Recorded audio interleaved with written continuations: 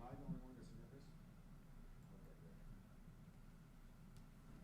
Just so you know, I'm going to be starting up,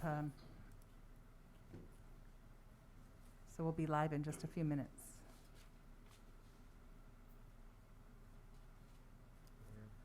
Not until we do this. Yeah.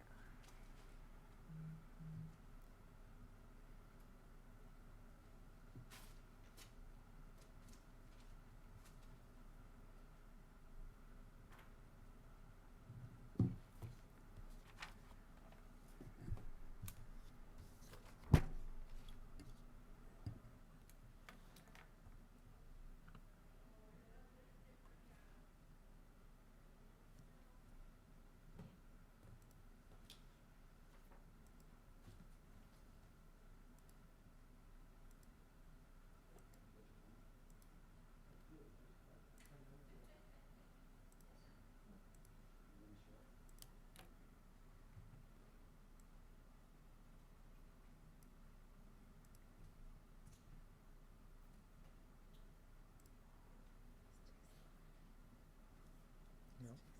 Nope.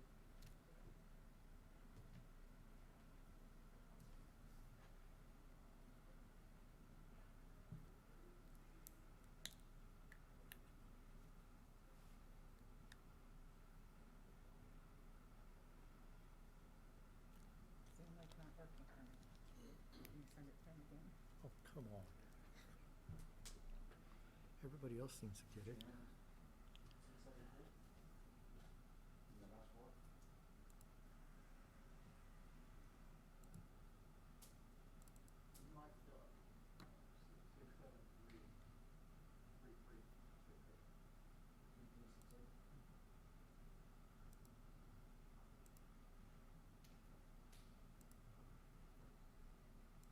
Okay.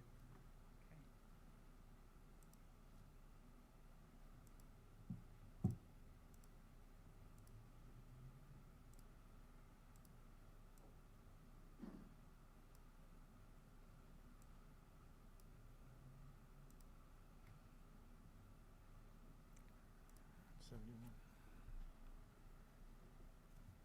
$72, $73.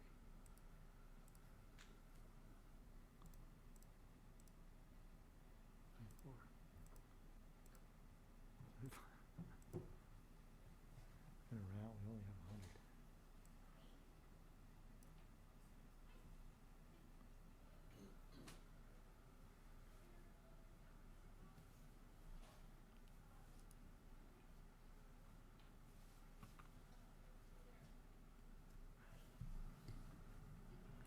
Mr. Mayor, we're just waiting for Jason.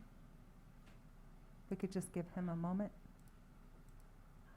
We're waiting on Jason? Did I hear you say? Yes, please.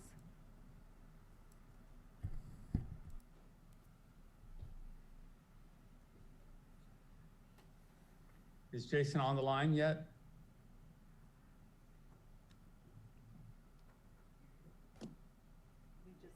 We just resent him the link, so we're waiting for him to connect in.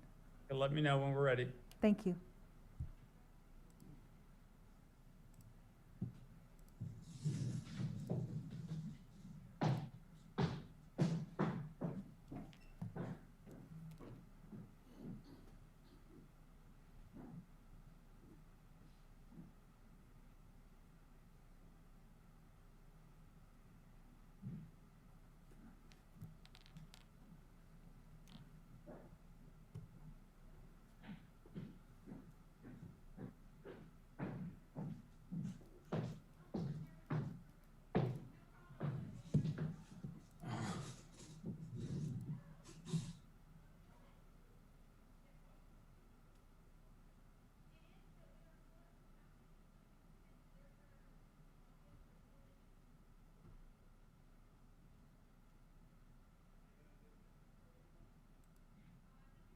Here we go.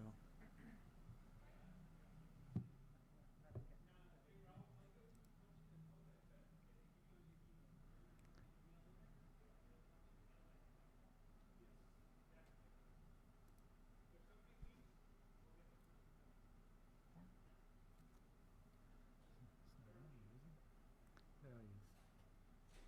Yeah. go ahead. Okay, Mr. Mayor, Jason's on.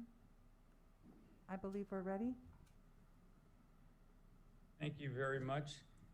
This time we'll call to order the emergency meeting of December 17th, 2020. Councilmember Burns, will you lead us in the Pledge of Allegiance?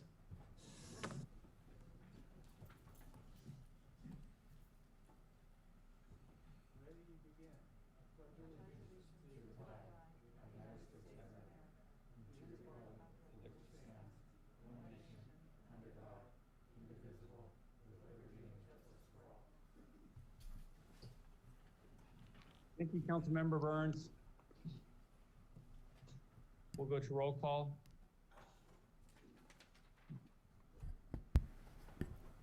Mayor Velazquez, Here. Councilmember Perez, Here? Councilmember Resendez, Present. Councilmember Spencer,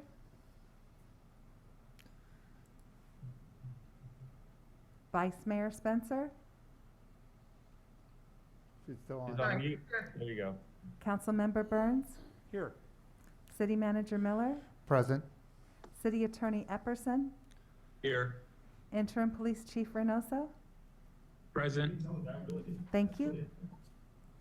The agenda for the City of Hollister City Council Special Emergency Meeting of December 17th, 2020 was posted on the bulletin board on December 16th, 2020 at 5 p.m. per Government Code Section 54956.5B2. Thank you. We're going to move to item A1. Thank you, Mayor. So, good afternoon, Mayor and Council. With the continued rise in COVID cases, approximately 200 new cases just in this week, and four deaths, which include a recent passing of a local business owner, we are presenting this urgency ordinance. This urgency ordinance is for the city to have the ability to enforce the state guidelines for the COVID-19, to allow the city to have some teeth behind our enforcement. This ordinance will allow us to enforce closure on businesses when they are supposed to be closed, or enforce the capacity requirements if a business is not maintaining the correct capacity, or enforce the gathering requirements for parties that are continuing to happen within our city limits. We will continue to use the educational approach as our first step, but like I said, we always try to educate first and then use the fines as a second step. And as a reminder for the new council members, this is an urgency ordinance, so we will need 4 votes to allow this ordinance to pass. So, any questions from the council? Mr. City Manager, one correction for you. It looks like we're going to hit 400 new cases this week. Okay. My numbers are, according to my numbers for the week, we'll know, but we're close to about 350 as of today. Is there any questions from council members?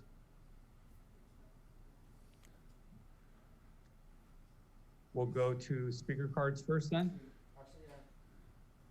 Actually, I had a question. Councilmember Perez? You said that there's education process in here? Well, if the ordinance passes, our code enforcement officers, just like our face coverings, we try to use the educational approach first, because sometimes we have visitors from outside our area that don't know about our ordinance. So for, like I say, the face covering, we have the code enforcement carries around a box of face coverings. So we say, just so you know that we have a face covering ordinance, it's it's a $100 fine. We ask that you put on this face covering. If they choose to not put the face covering on or don't have the required exemptions, the code enforcement will issue the $100 citation. Same with this case.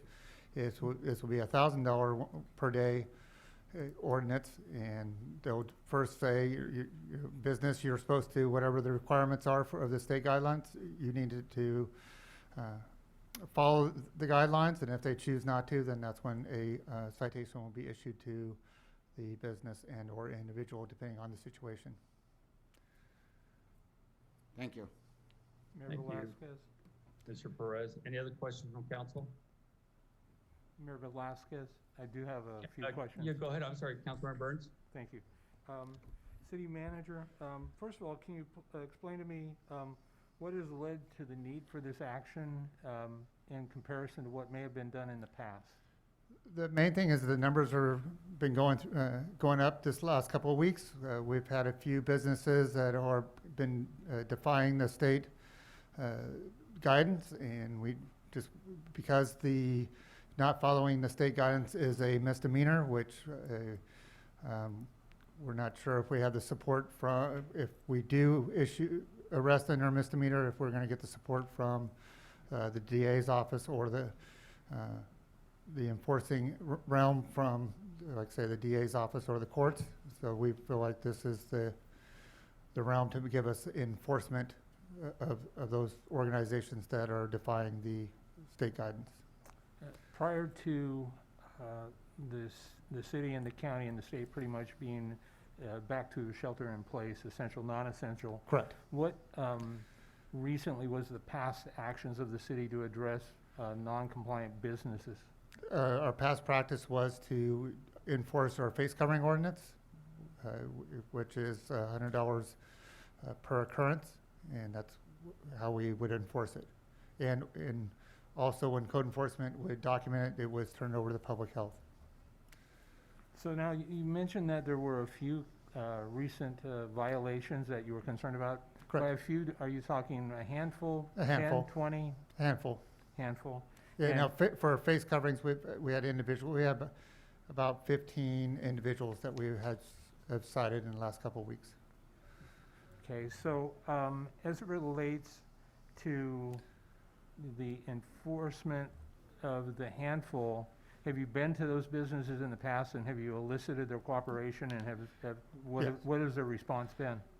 In the past, they would adhere to it. Lately, it's been more that we're going to stay open no matter what. For clarification, is there a specific type of business where you're observing and/or receiving the resistance? The most resistant has been a couple of restaurants. Okay. Has the Hollister Downtown Association weighed in on this, or the San Benito Chamber of Commerce? I have not heard from either one of them on this ordinance. Or were they aware that this is moving forward and I given mean- an opportunity to respond? Christine, they are on our mailing list, correct? I believe they are on our agenda distribution list. Understand that we're going to enforce this. In the past, who have been the actual enforcers? We've been our code enforcement officers. Okay, so I took the liberty in preparation for today's conversation to try and better understand the whole complexity of this issue. And so one of the things I noticed under Hollister Municipal Code 5-04.020 purpose, it says that this chapter is enacted solely to raise revenue for municipal purposes and is not intended for regulation. So how do we circumvent that element with the updated ordinance that we're proposing, emergency ordinance that we're proposing?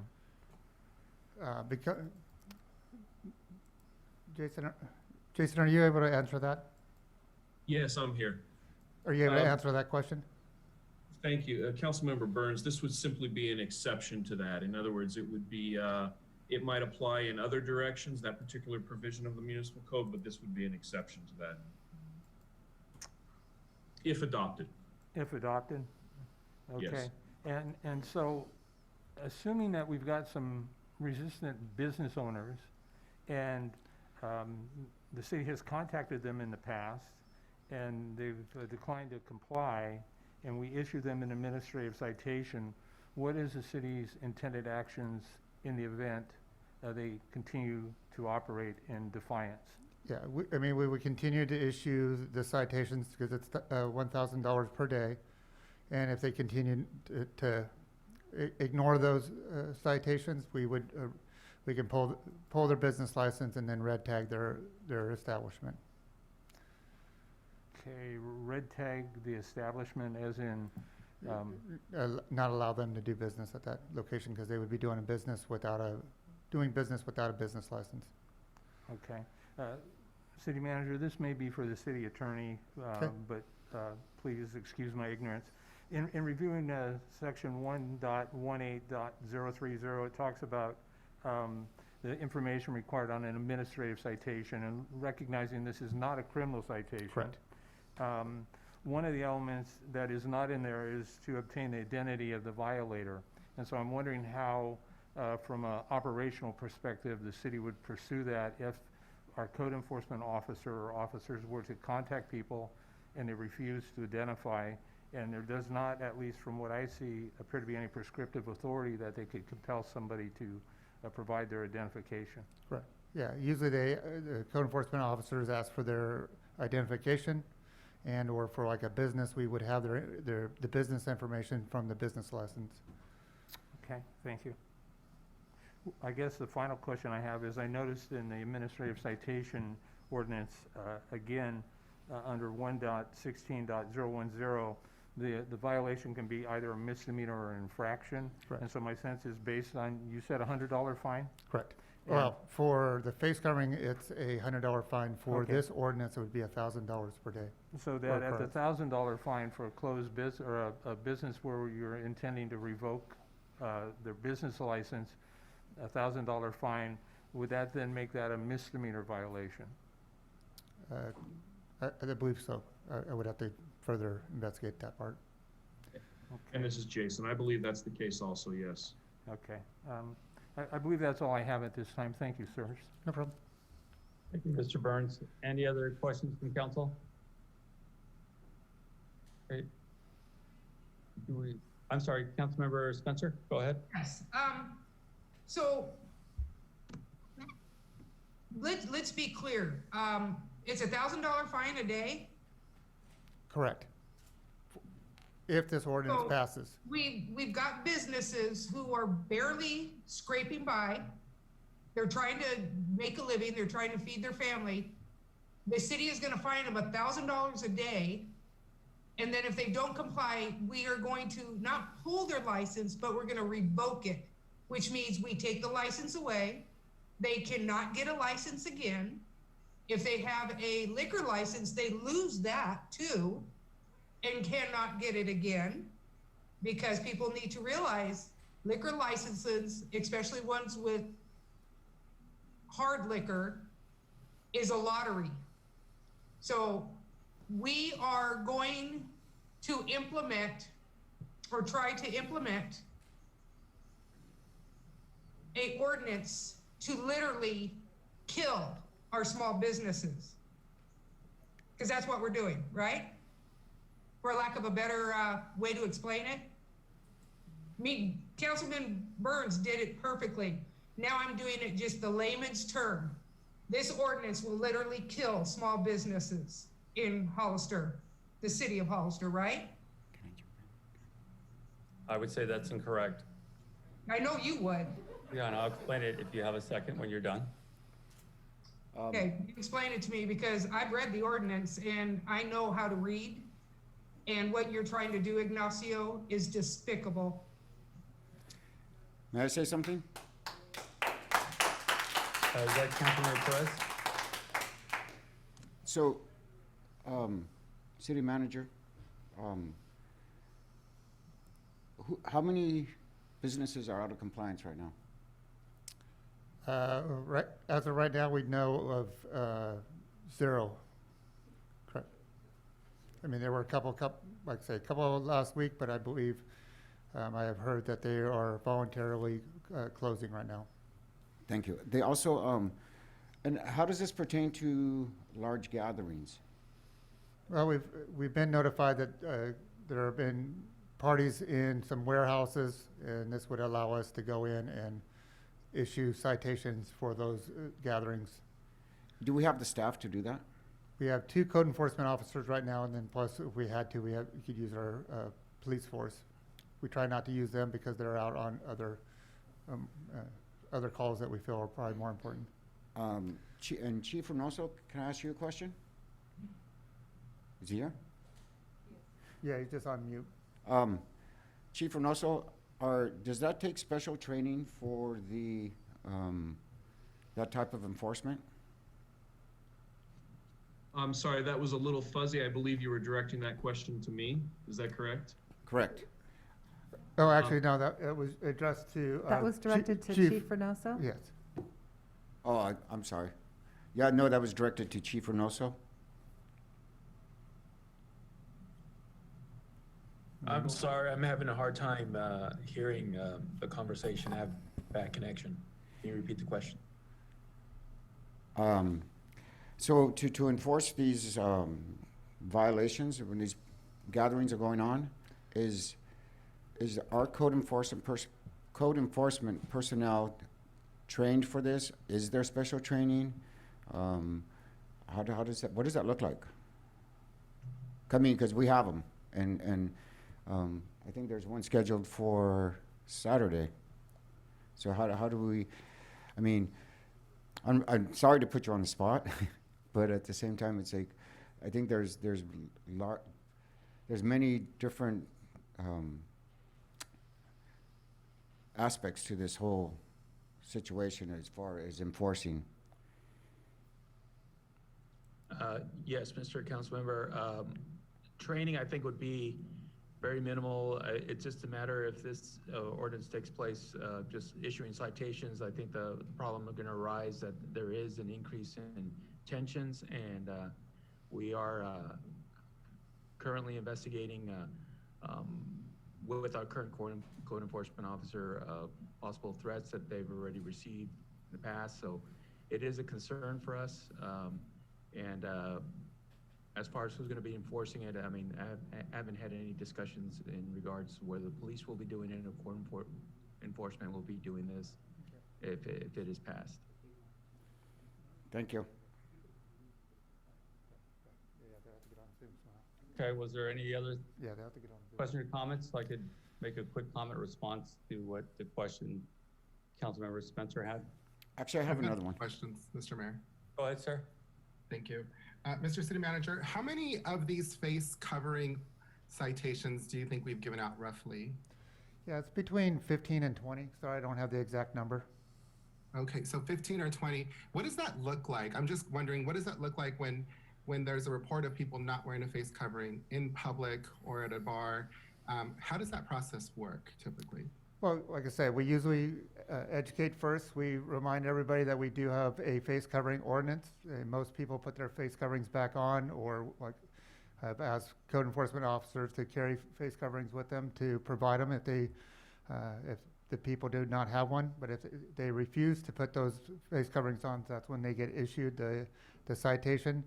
But I kind of say, you know, some people feel like maybe there should have been more. It's kind of like the scenario of sorry, Chief. When you see a police car, you drive nice and the speed limit and really nice, and then when they're out of sight, you speed back up. So that's kind of the same thing with the face covering. As soon as they see the code enforcement officer, the face coverings go on. Okay, so if I'm understanding you correctly, the 15 citations that have been given out since the ordinance was passed are only to people who refuse to put on masks whatsoever? Correct.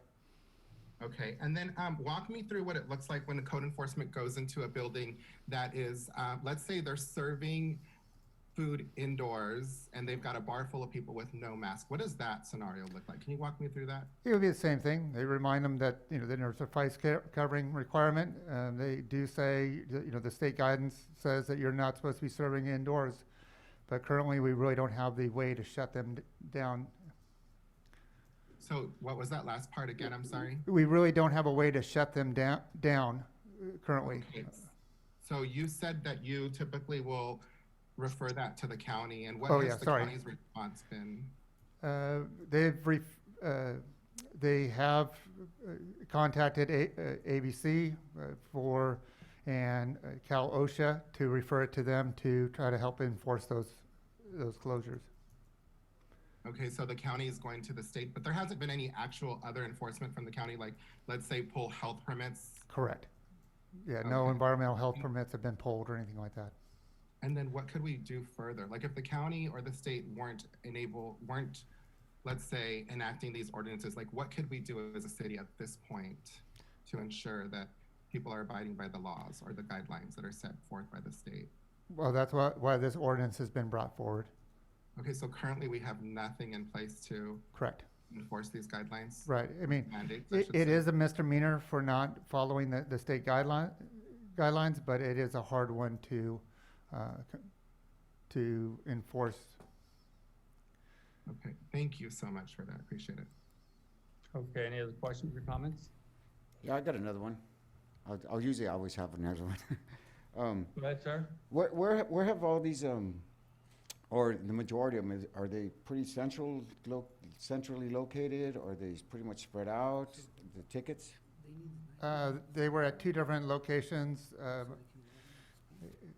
I think everybody knows by looking at Facebook. One was at Whiskey Creek, and the other one was at the San Benito Pool Hall. And the, Or the groups, sorry, 2 different groups. and the, and so the county is not enforcing any closing? Yeah, currently, right now, the county does not have any ordinances like our face coverings. Do you know, I mean, okay. I'll save the rest for comments. Mayor, may I have one more question? Councilmember Burns, go ahead. Thank you, sir. City Manager, can you tell me, I'm wondering if we're talking about 2 separate things here. We're talking about businesses that are not in compliance, and we're talking about Correct. individuals that have received in the past up to 15 citations for not wearing face coverings after given the opportunity and having been offered a face covering. Is that correct? Am I understanding that correct? Yeah, I mean, that is 2 different things.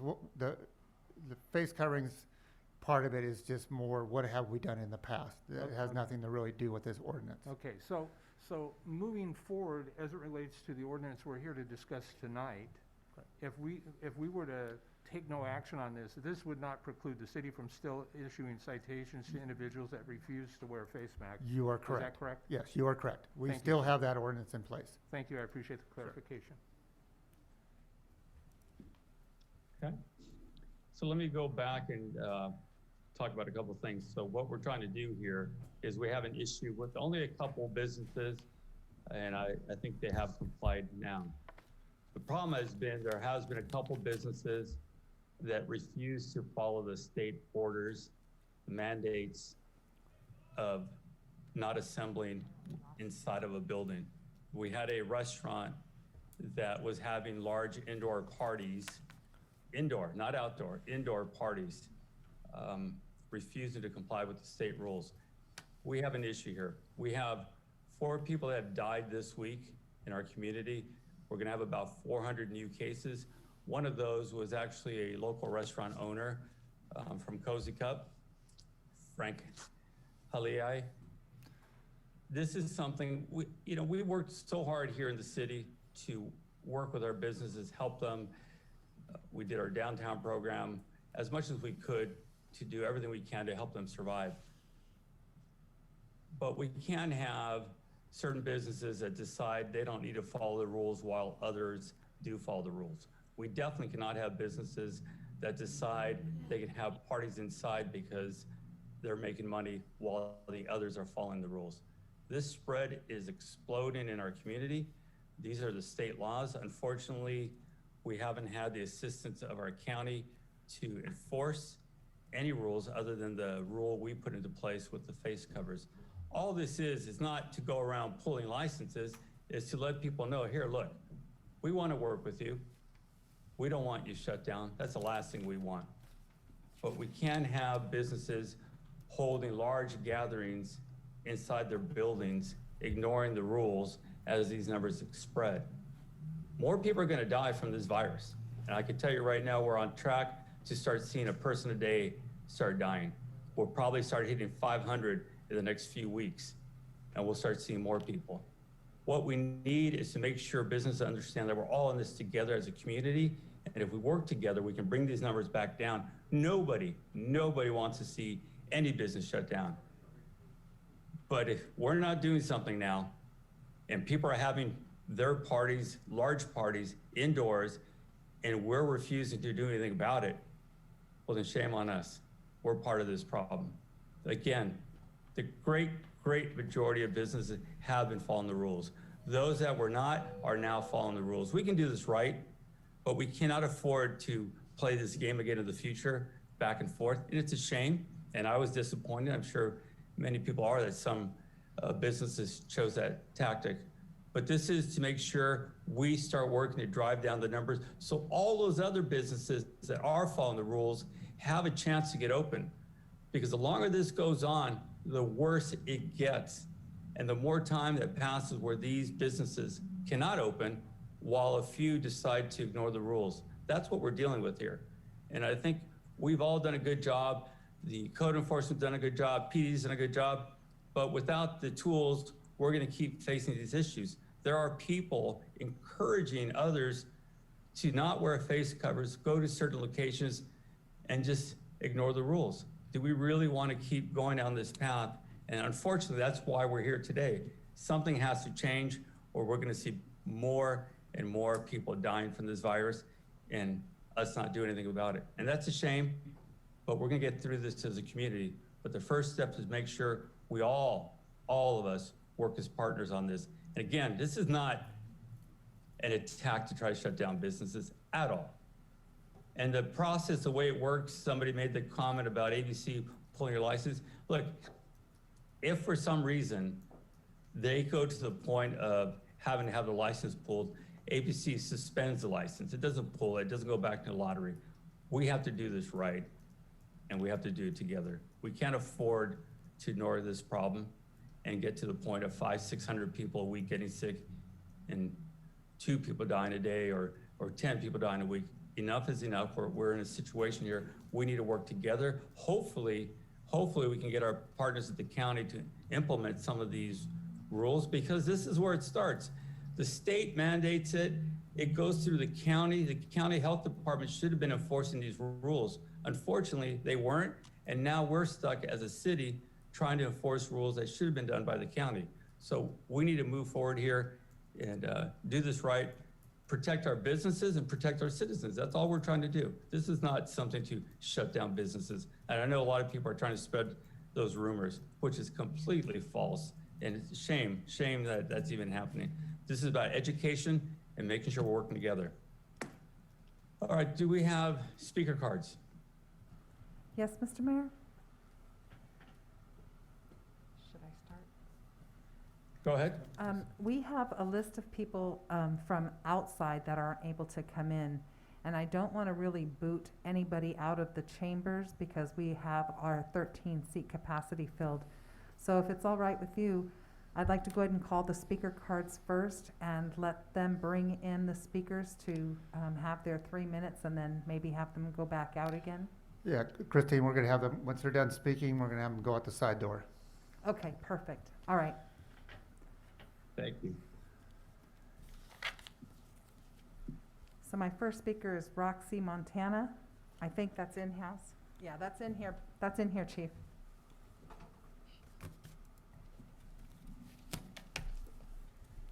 Chief, they're in here. Chief, this one's inside. Roxy, please go ahead. Thank you very much. Good evening, ladies and gentlemen, and I appreciate the opportunity to speak. Our community needs every single small business that we have, and I urge all of you to be as supportive as possible in order to keep these small businesses. Without them, we're just going to become a mall of big boxes. And again, we have a high survivability rate. Nobody's forcing these people to go into businesses. Not all people working in small business have the ability to work out of their homes. I'm going to keep it short and sweet, and thank you for your attention to this matter. You already have a vehicle in order to give these citations. Please don't take away what we already have, and don't add more power to it. Thank you. Raul Escarino.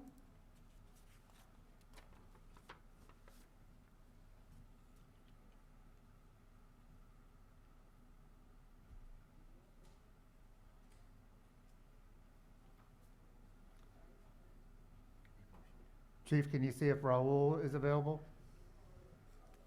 I'll hold that one and I'll pull us. Oh, I got him. I think. That's okay, I'll take a speaker. Go Courtney. Courtney Evans?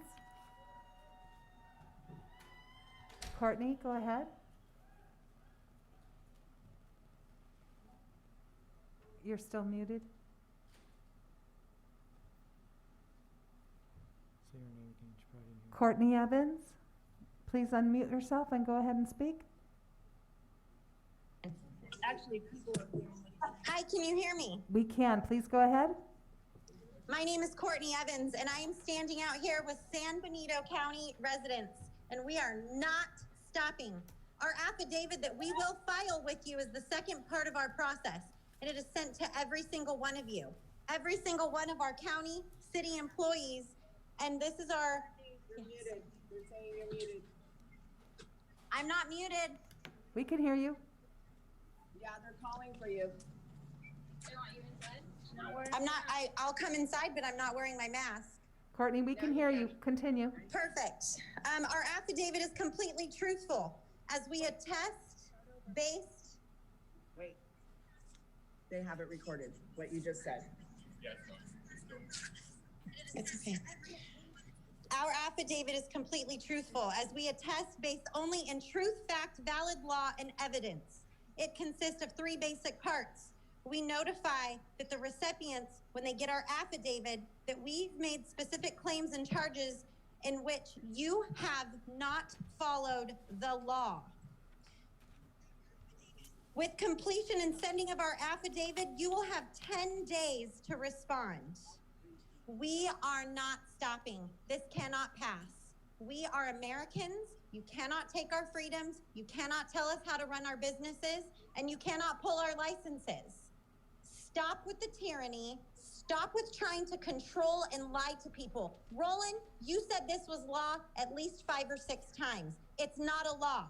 It's guidance. Stop lying. Stop threatening our businesses, and stop harassing our people. Where are you tonight? You didn't show up in your face. Neither did you, Mayor.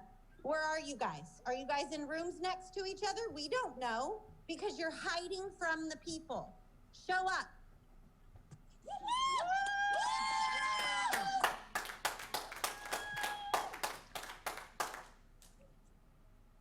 Thank you, Courtney. Raul Escarino?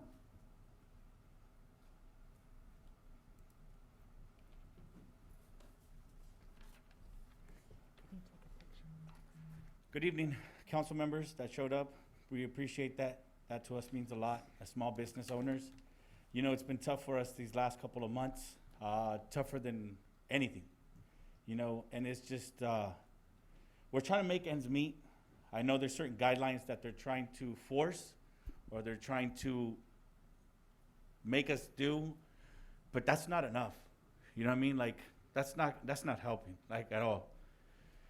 I've spoken to a couple of different business owners. Sabrisa's told me today they closed down last week because they got nothing. He said, Raul, I threw away all my food. I threw away a lot of things.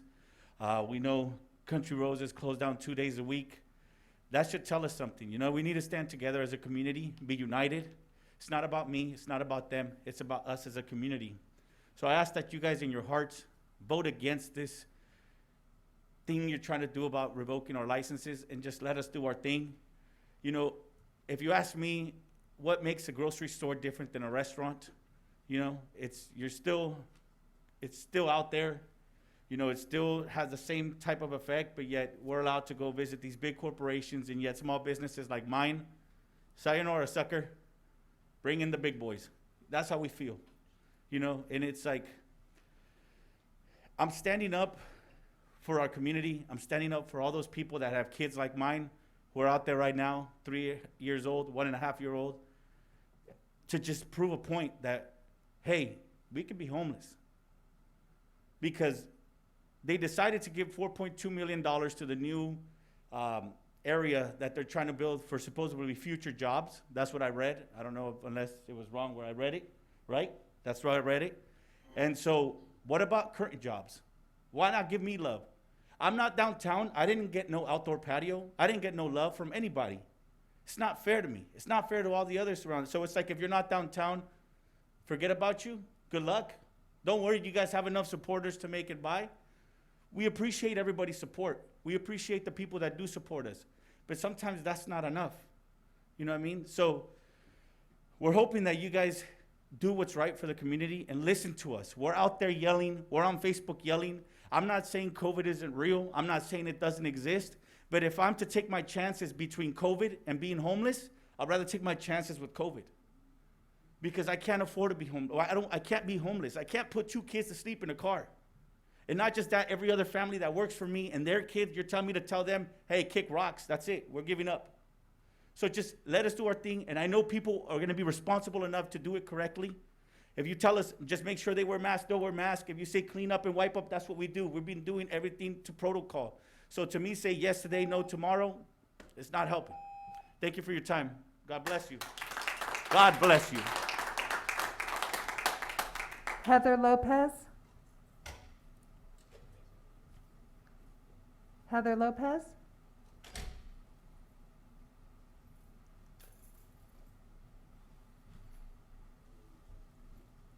Heather Lopez, please unmute yourself. Hello, can you hear me? We can, go ahead. Okay. Speaking as a COVID survivor, my entire family, and somebody who supports every small business in this town and all these people struggling for going on almost a year now to survive, I fully do not agree with this ordinance. I support the small businesses in this town. I heard what the gentleman just said about being homeless and taking a chance with COVID, with a disease that has, I don't know, what is it, a 99.8% survival rate. I don't blame him. Yes, COVID is scary, and I can tell you it's real. But it is not worth doing this town what you are going to do. This state is currently being run by dictators and morons. And I ask the city council to please don't act like them. Don't act like them. You have a choice to make about this tiny, sweet town, about the people who basically give you your job. You should be out supporting them in every single way possible, in every single way. And I would have you know that my husband, Rockville Homestead, brought it from his place of business where they have every single solitary mandate in place. And even with every single mandate, people still got COVID in that office. So it doesn't matter a lot of times how strict you are about the rules. It's still happening. You can't stop a virus. It's impossible. It's impossible. And what you're going to do now, because when you let that genie out of the box, that power, and potentially turning in these people, and they potentially losing their business licenses, that would be an effect that goes on and on and on and on and on in this town. Look at the state. Look at the number of people that have moved. Look at the number of mass businesses, including Tesla, that have left. They're leaving. They're taking their tax dollars and going somewhere else. Please, listen to the people of this county. Listen to the people of this town. They don't want this. They don't want people dying and they don't want people sick. Certainly, but they don't want this. You don't need that kind of power over these people. You don't. This next coming year will bring brighter days and vaccines and herd immunity, and all of this will someday be in the past. Soon, we're in the final stretch. But if you move this power around and Thank you, Heather. Your time is up. Thank you. Amber Henderson?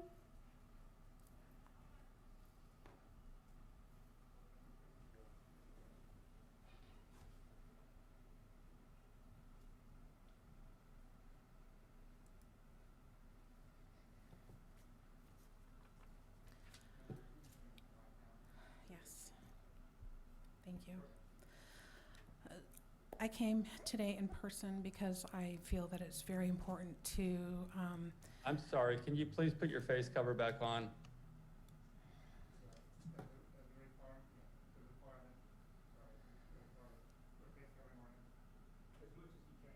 okay. So, just to be clear, I haven't, We need to have the face cover on.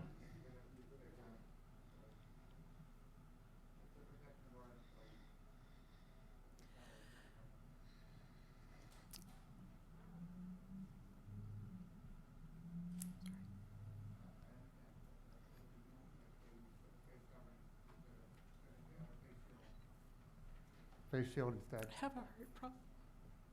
I understand, but we have to protect our employees.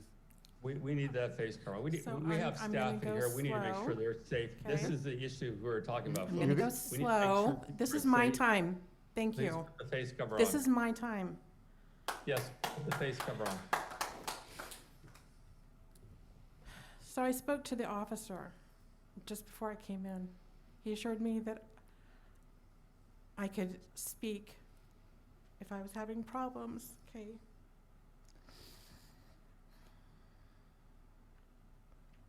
The assumptions that go on for someone not wearing a mask, you know, I'm at risk. I'm in that category. And then, you know, I come here to speak and get this reception. I understand, you know, I've been there with the mask, and I'm apologize. I am much further than 6 feet away from anyone in this room. So with the minute that I have left now, I want you to know that last night, while reading the verbiage in this ordinance that you're voting on today, I see so many holes in it. In some sections, it reads very clearly to me that you're voting to give this yourself carte blanche without offering these businesses due process. I ask you, please, especially now, trust your constituents to be wise, that they are wise, that they will and do what is best for their family. Allow them to do that. Show some mercy and vote no on this, please. Thank you.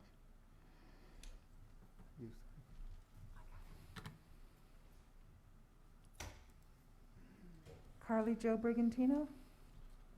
Hello, Hello. thank you for unmuting me. You're welcome. I want to thank Heather Lopez, the survivor. You're 100% correct. You cannot stop this virus. Do you guys all remember when downtown was dead and when businesses failed left and right?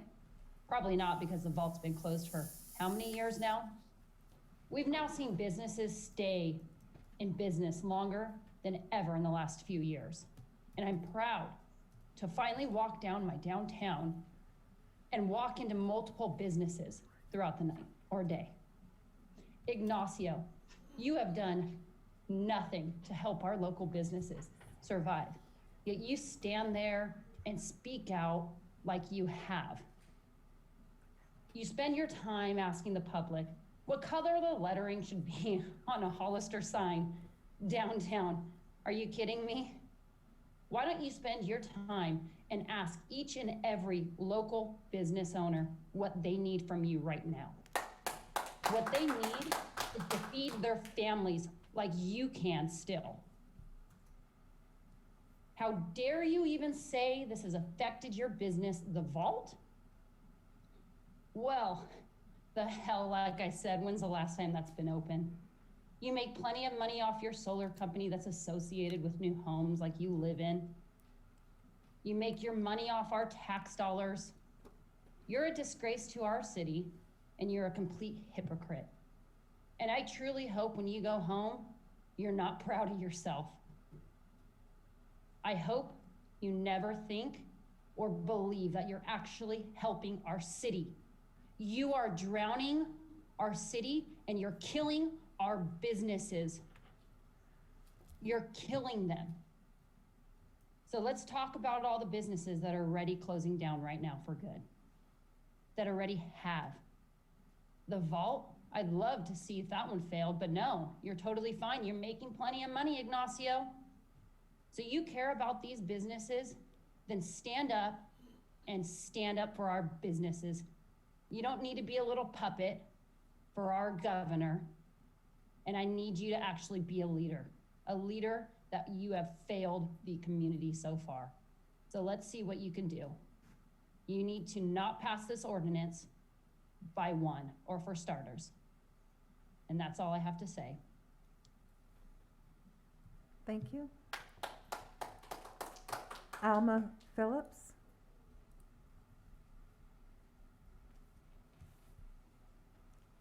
Good evening, gentlemen, and good evening, everyone who is watching right now. Good evening, gentlemen, and good evening, everyone who's watching right now. I'm here to speak on behalf of the Hispanic community and those minorities that are here illegally, and they own businesses. A lot of them, they're suffering, their businesses are closed, and because of their legal status, they cannot apply for any of the reliefs.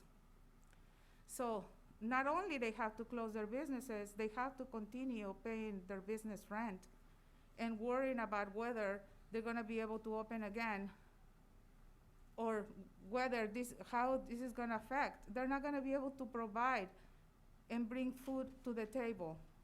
A lot of them are single mothers, and some of them, they're barely making it. Because like I said, the minorities, they're always affected. They don't make that much. So I'm here, gentlemen, to ask you to consider this. You know, when you're running for office, you're always saying, oh, we care for the Hispanics, especially Ignacio. He's always pandering to the Hispanic community. And right now, it's very disappointing to see what is happening. Just the fact that this meeting was called as an emergency meeting. Let's get together, it's an emergency. Let's shut down these businesses. Let's just give them fines. This is so despicable, this is so disappointing. I'm just asking you guys to remember the promises. This to me is scary because where I come from, this is exactly how the cartels act, by intimidation. Do this or else. These are not times to be acting this way towards the people who's paying your salaries. It's the taxpayers' money, it's the small business taxes, whether they're legal or illegal. Gentlemen, you're here to represent both sides.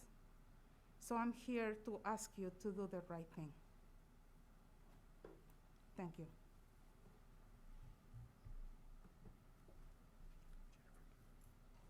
Jennifer Kelly.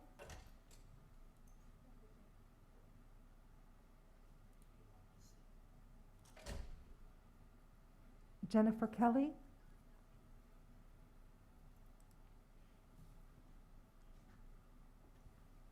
Hello, that's me, Jennifer Kelly. Hello. Please go ahead. Okay, I'd like to first ask how many of the council members are getting their payroll from their businesses?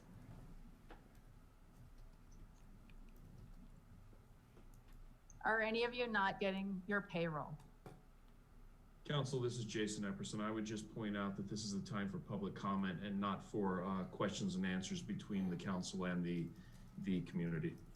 Okay, I'm going to assume that each one of you is getting your payroll checks and you're sitting in that room deciding which people are expendable and which people do not need their businesses, which people do not need their payroll checks. And that's not okay, because if you're getting a payroll check, you should not be making those decisions for other people. Next, this pulling the business licenses. I would like to see data that says that these businesses that have been shut down are where the spread is coming. The mayor and Mark Medina have both commented that it is from private gatherings or from gatherings. So I want to see the evidence.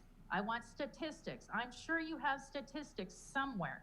I want them released to the public so that we can see that what you're doing is actually going to lower our COVID numbers substantially, because you both have said that most of the spread is from gatherings. Most is more than anywhere else, but yet you shut restaurants, gyms, salons. That's not okay. So unless you can prove that these places are the places that are causing the spread, that's not okay. I want to see the data. You will not release the data. I've asked for it. Everybody on Facebook has asked for it. It's not been released. I want to see the data that shows that this is going to help us reduce the majority of cases, because I don't believe it is. So I would like to see the data. I would like you to all question yourselves if you think it's okay that you can shut down these businesses. Every business is open. There's so many businesses open, but you've selected a small number of businesses, and it's probably because you have some statistics that you're okay with. Now, Gavin Newsom says he's got the same statistics that say, okay, we're gonna lose this many businesses, and he's okay with that. This is a small community. You all know these people. You live in the same community with these people, and you're okay with those statistics of letting businesses fail? That's not okay. I want you to reconsider this. It is not okay to remove business licenses. This whole lockdown is not okay. I'm finished. Thank you. Stephanie Castro?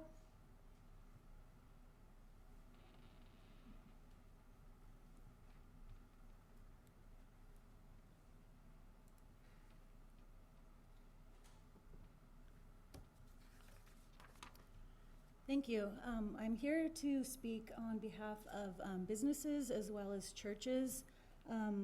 There was a recent decision that the Supreme Court decided for injunction relief for a church, and they essentially equated churches with small businesses. And this is what Justice Kavanaugh wrote. I would grant the church requested temporary injunction because California's latest safety guidelines discriminates against places of worship in favorable of secular businesses. Discrimination violates the First Amendment. In response to the COVID health crisis, California has now limited attendance at religious worship services. The basic constitutional problem is that comparable secular businesses are not subject to the 25% occupancy cap, including factories, offices, supermarkets, restaurants, retail stores, pharmacies, shopping malls, pet grooming shops, bookstores, floors, etc. Importantly, the church is willing to abide by the state's rules and that apply to comparable secular businesses, including the rules regarding social distancing and hygiene. Therefore, if churches are agreeing to abide by these rules of social distancing and hygiene, and they're equated with small businesses can do the same thing.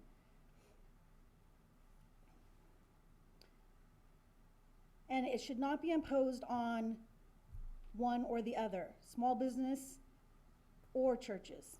He went on to say, in my view, California's discrimination against religious worship services contravenes the Constitution. As a general matter, the government may not use religion as a basis of classification for the imposition of duties, penalties, privileges, or benefits.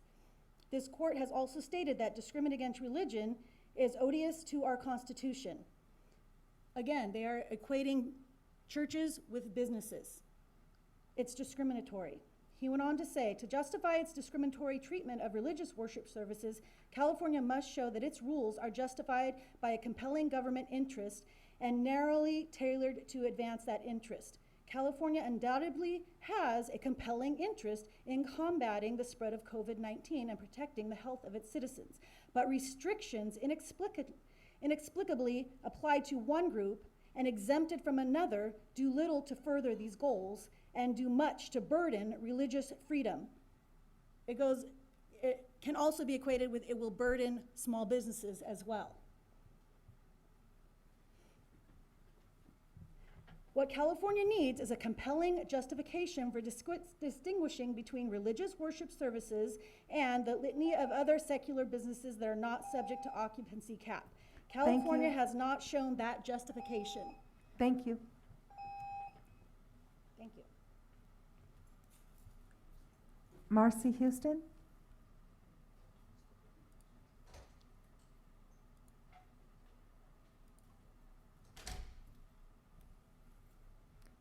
Marcy, go ahead.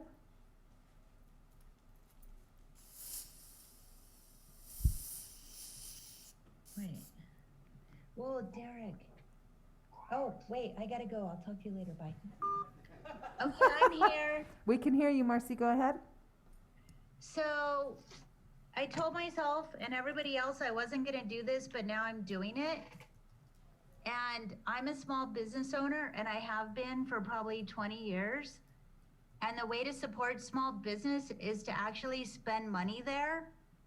So for all these people who are saying any kind of ordinance or any kind of whatever law or whatever you want to call it is gonna shut down small business is bullshit, and I have no filter, so you can beat me out. If you really want to support the small businesses, you want to spend money there. And I kind of did some mental calculations. There's probably, I don't know, 40,000 people here, 10,000 households. I don't know if those are right. If everybody just freaking came into my store and spent $10, the price of a number one at McDonald's, which is actually $10.47, I'd be out of inventory. So everybody, including the city council people who are spouting off that this ordinance is gonna shut down small business or the mayor is gonna shut down small business is bull beep. If you really wanna support your small businesses, you need to spend money there. And every single small businesses, restaurant, bar, boutique store, you name it, can not necessarily benefit from this situation, but stay alive. So that's pretty much what I wanted to say. I'm really effing beep sick and tired of people using small business in air quotes as the reason for your rights and all that other bull beep. It's just not true. You want to support the small businesses, you freaking walk in the door, you pull out a credit card, and you buy. In my store, you can literally buy anything, even organic men's deodorant, or a beer. Hey, what about that? I've done $32 today. Am I whining? No, I'm angry. I'm angry because the realtors, the gyms, all these other people who are spouting off about their rights and all this other bull beep have not been in here. And they haven't been in the other little small stores downtown. They want to go to Target, they want to shop on Amazon, they want to go to Home Depot, they want to do all this other convenient stuff and then use somebody like me as a reason to promote their political point. So, yep, I'm pretty much done. There's a virus out there. And no, you're not gonna walk in my store without a mask. I'll send you down the dog ramp. Thank you, Marcy. And I have one. Thank you, Marcy.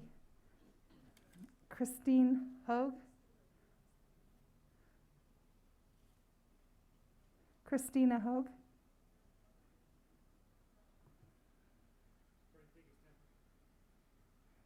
I want to do another one of these guys.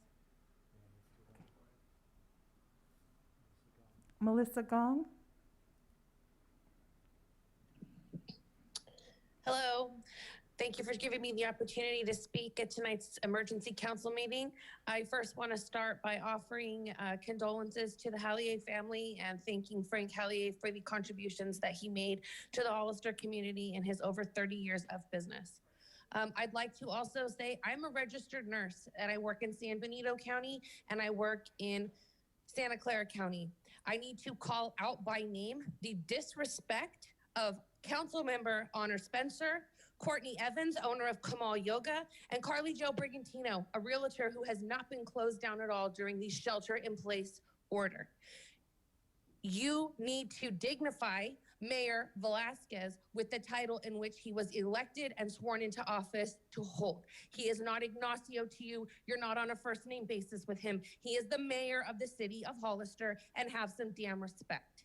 I'd also like to say that Hazel Hawkins Hospital, as of Tuesday, was at 130% capacity. We are a critical access hospital with 25 beds.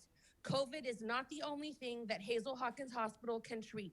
People are still getting into car accidents. There is still sepsis. There is still heart attacks. There are still aneurysms. And those patients can't be treated because they're at capacity with COVID patients. And Hazel Hawkins Hospital does not have the luxury right now of transferring critical patients to Monterey and Santa Clara County, because Santa Clara County hospitals are reaching capacity and Monterey County hospitals are reaching capacity.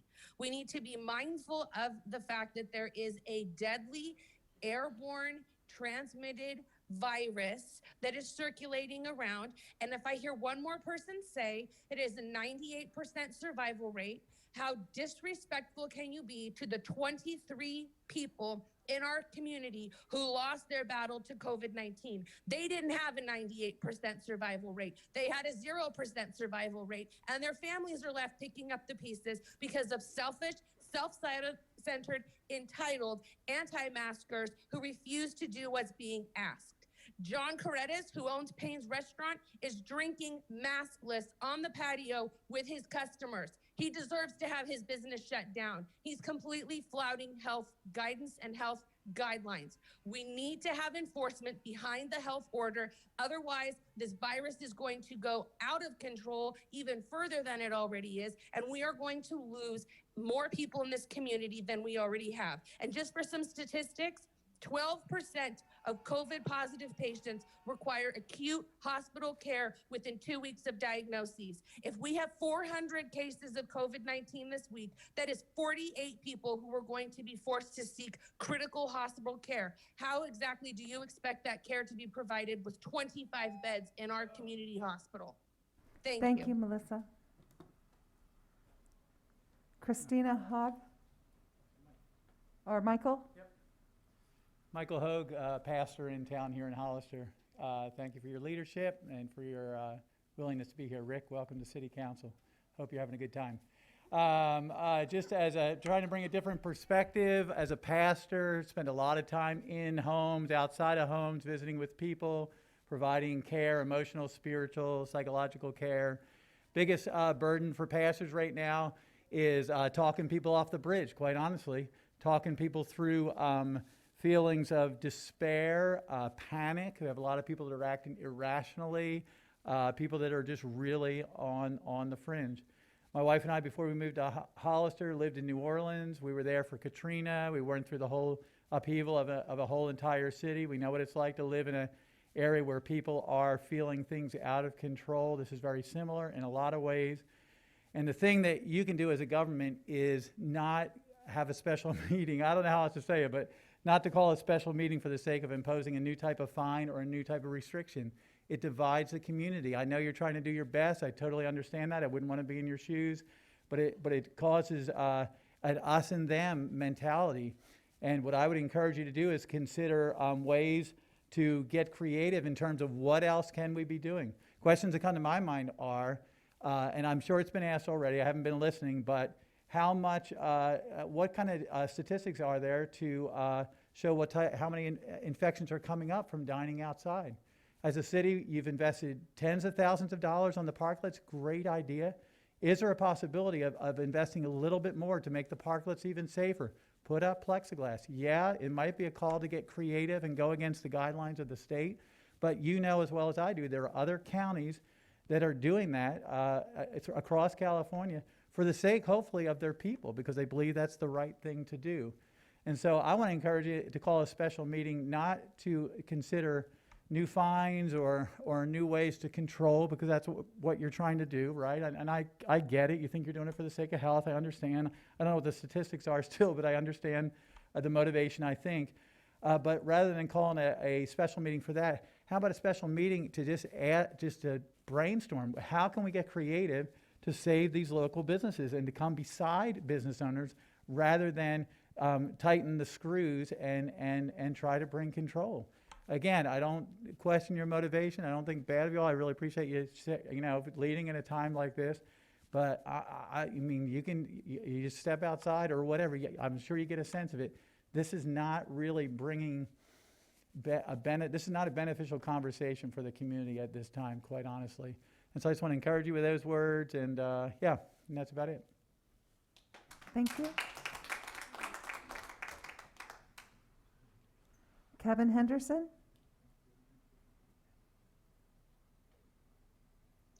Can you hear me? Yes, we can hear you. Thank you. To the new council members on the dais, you cannot be heard on Zoom very well. You should be very concerned about that and check to make sure you're being understood when you speak. First off, I'm going to point out, Mr. Mayor, we all saw what you did harassing my wife, who is exempt from wearing a mask, and we know why you did it. Shame on you. You're acting like a bully. I'm sure some of you were hoping to not be hearing from the public today, as this emergency meeting was just announced yesterday to be held at a time when a lot of folks are still working at their jobs, if they are lucky enough to still have a job. I want to point out some problems with this proposed ordinance and why you should not vote for it. First, the way this is being sprung on the community in this sudden manner is just wrong. The city council just met 3 days ago.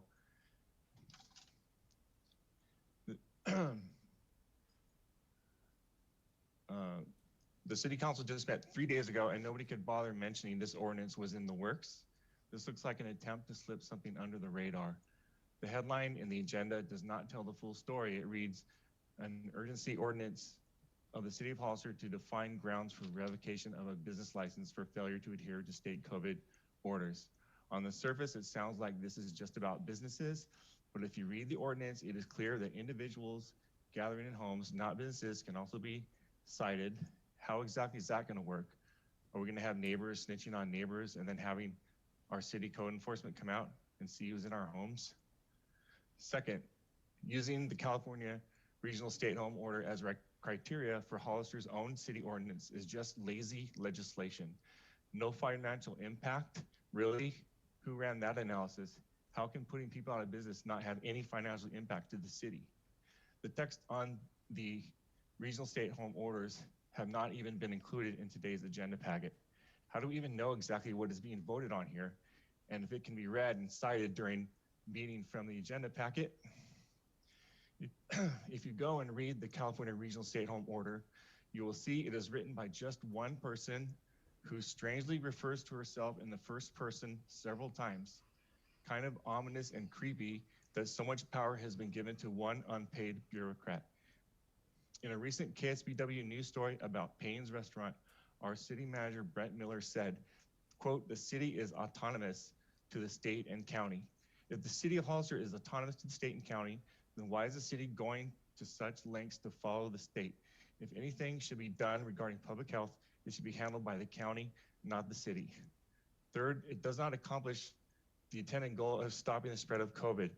This is taking a sledgehammer to a surgery when a scalpel is needed. We just listened to staff introduce this ordinance, providing no evidence of significant COVID spread happening in businesses. Why is it the default assumption that the reason we have COVID increase? Thank you, Kevin. Christina Hove? Yes, I just like to briefly share. Please come to the podium. Sorry. Okay.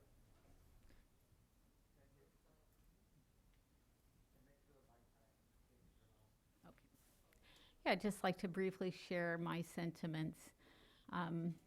We're involved in a church where we have some business owners that are directly being affected by the decisions made. And I understand that there isn't necessarily law involved, it's more mandate involved. And so I would like to ask you all to consider what kinds of bridges we might be able to build at this time. What we're noting are people that are experiencing Great Depression, and the despondency is almost more than I can bear. We are able to help in certain ways, but we aren't able to restore a business for some of these people. So I would just like to encourage great discussion amongst yourselves before any decisions are made, and would ask you to think about ways to build bridges. You know, we in this time, we've watched and observed so much creativity. We've just been forced to that place as a community, as a nation, as a world. And so I'm convinced that you all can put your minds and your hearts and thoughts together and come up with some really creative solutions for our small community of Hollister. I really appreciate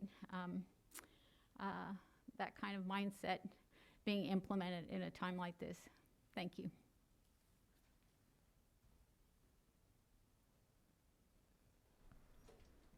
Hunter Cuneo?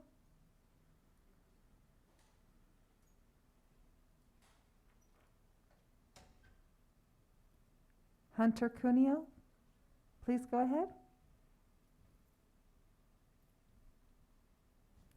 Hunter?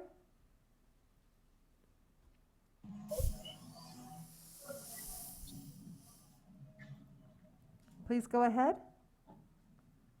Yes, can you hear me? We can. Go ahead. Okay, so we have a problem here with a virus, and it's not going away. So out of frustration and anger, you guys are going to scapegoat our small local businesses and punish them for something that they aren't responsible for spreading. You want to feel like you're doing something, so you're picking on easy targets, small businesses, along with churches and school children, I'll add. Even according to your own cult of science, there's been nothing that shows these outbreaks are coming from restaurants or hair salons or any of these small businesses. In fact, Mr. Mayor, just a few months ago, you were out protesting with these salon owners because you were claiming they could operate and that the state should let them work. Now tonight, you support an ordinance that would strip these same salon owners of their business licenses, punishing them. Why the change of heart? I remember Target being linked to a spread of cases, but you wouldn't pick on them, I noticed. You guys are going to sacrifice small businesses, threatening the people who pay the wages of those in the public sector. Remember that. Without them, there is no public sector.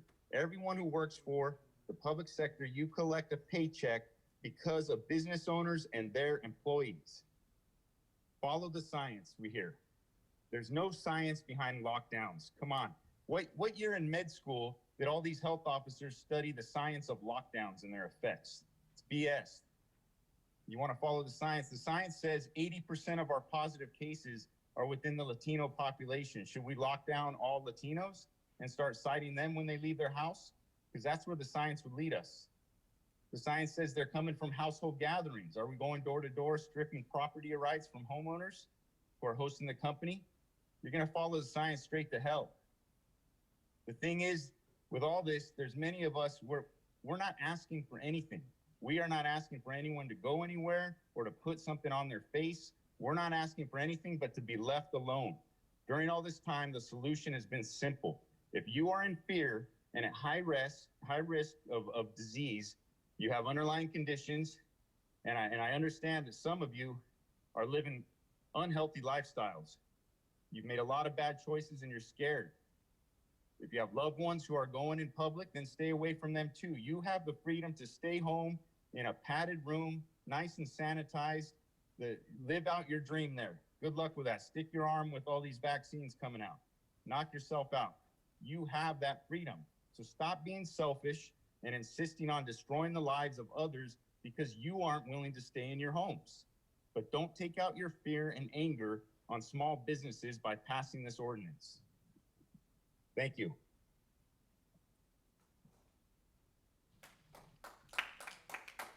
Jessica Frazier? Good evening. I have spoken a number of times, and what disappoints me is that no matter how many times I speak, clearly I do not get an answer from council members. I know some of you are new, so this doesn't apply to you, but to the rest, it is sad that we do not get answers back, that the communication is not there. But That aside, I am speaking, asking you to think it through. The next step, the long-term plan, because it feels really short-sighted to shut down businesses, to fine them, to close people in their homes, and yet we've been doing this for 10 months. It's not getting better. So at what point would you say that this system is not going to work? At what point? And I think what many people misunderstand about the people standing outside is that we all understand that this is a deadly virus. And when people cite that it's not as deadly as smallpox or it's not as deadly as Ebola, what we are saying is we get it. It is deadly. We want to mitigate, but not eliminate life. I have spoken with small business owners, and I don't see how they're expected to survive. They're not being supported by the community, the city council, the county. They have to be able to survive. We've seen several businesses close already. And what really scares me is to hear and to have listened to what the mayor says, that he believes, according to the data, which I believe, many of these cases are coming from home gatherings, which means that the very next step would logically be that you're going to have police knocking on doors saying that if I've had my mother over to see her, because, you know, she may actually die from this virus, she is in danger. If I have her over to see her at all in the next 18 months, that I could be cited and fined in my own home. That is not reasonable. Is that really where we want to go? Thank you. Dat Nguyen? Dat, go ahead and speak. Yes, hi. Thank you for taking my calls and giving me a chance to express my comments. My name is Father Dat. I'm a priest at Sacred Heart St. Benedict Church. And I thank Councilwoman Spencer for her opinions, and you're very articulate and care for all the people in our community. And I think that Mayor Ignacio is doing everything he can to find a solution. But I think this ordinance is not the way going forward, because I believe that all the businesses in our little town need all the support they can get. And this is the last thing they wanted to have to worry about, is the enforcement and all these things. So I hope that Councilwoman Spencer, Councilman Besendis, Councilman Burns, and Councilman Perez to do the right thing. And you know, I don't think this is the right way to go forward, because I want to care for the spiritual health of our people. At the same time, if they not be able to make their living and they're not being safe, and they're gonna come to me for things that I cannot offer, because I cannot offer them a job. They need to work. So so I don't know what you know, what's the best way to going forward. But what I do know is this: I am very doubtful that this ordinance would be able to stop one single case from happening. But what I do know is this: it will threaten our businesses, and especially those who work in there, not only the owners who might, you know, have a different agenda, whatever, you know, but please think about this and you know, try to give our businesses some break during this time, and because they're trying to do the right thing, and they have spent so much, and they have make so much sacrifices. And that's all I want to say. So thank you, Councilwoman Spencer, for your opinion, and be very supportive and of our community. And I have all sent you a message on Facebook, so I hope that you get a chance to read that. But thank you. Thank you. Monica Cross?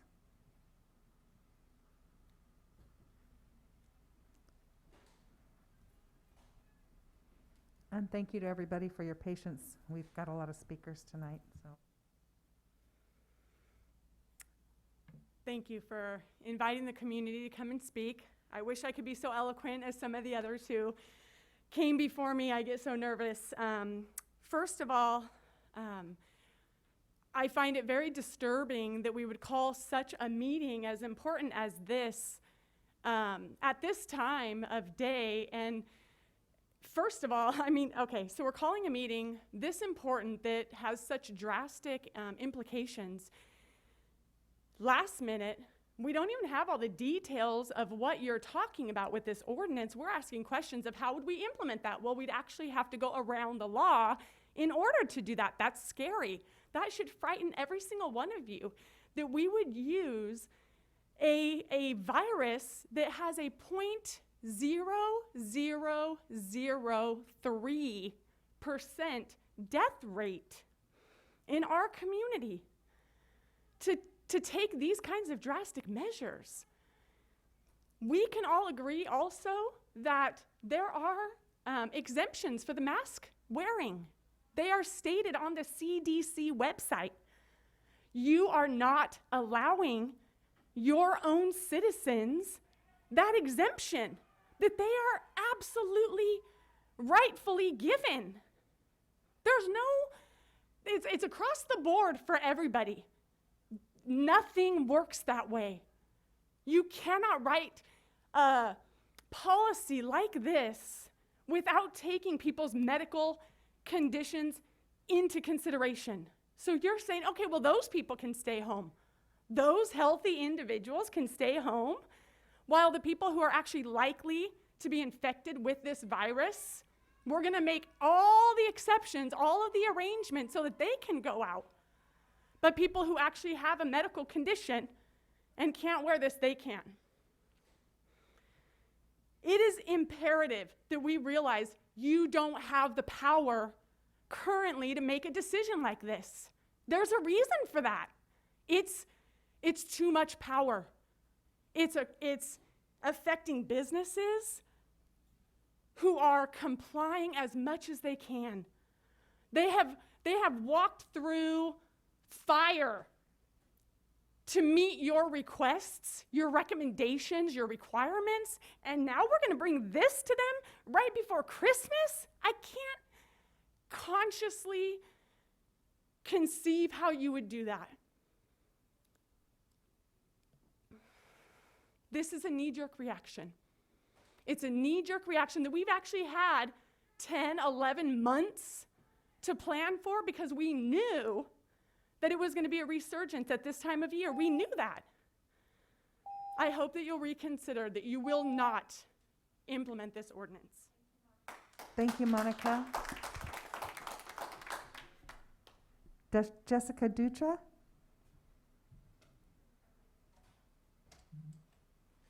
Jessica, go ahead.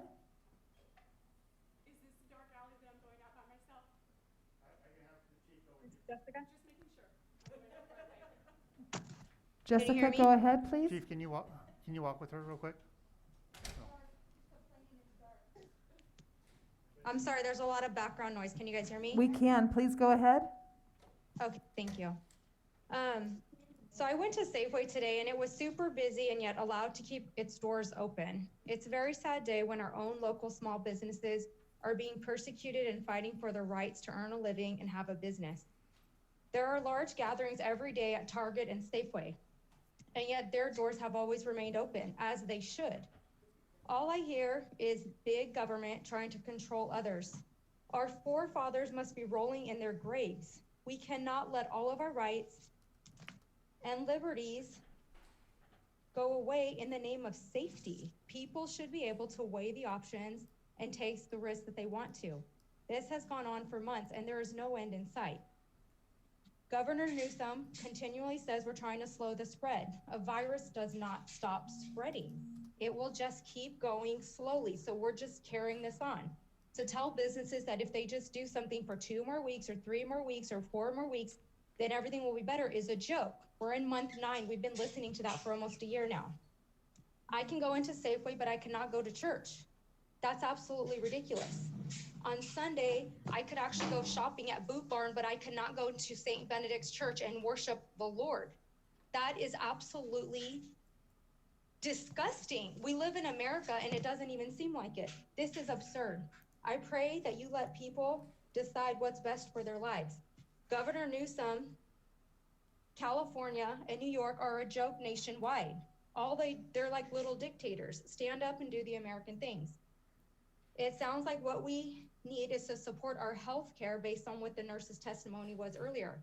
We should be supporting our hospitals so that they can provide appropriate healthcare for those that are suffering from COVID and getting sick, and not taking away more rights away from people and businesses. We can let people survive with COVID as well as businesses survive and thrive. One should not depend on the other. We shouldn't be closing one for the other. Lastly, the masks that most people are wearing don't stop the spread of this virus. We all know that. If I put a little piece of cloth covering my nose, I might be allowed to go into Safeway, but it's not stopping the spread of anything. You need a serious type of mask to stop the spread of viruses. The doctor at the hospital told me that. So we should stop belittling people and embarrassing people for saying they don't want to wear a mask. It's ridiculous. I pray that you guys make the right decision for this people of Hollister, for California, and for our great country. Thank you. Thank you. Rachel Mejia?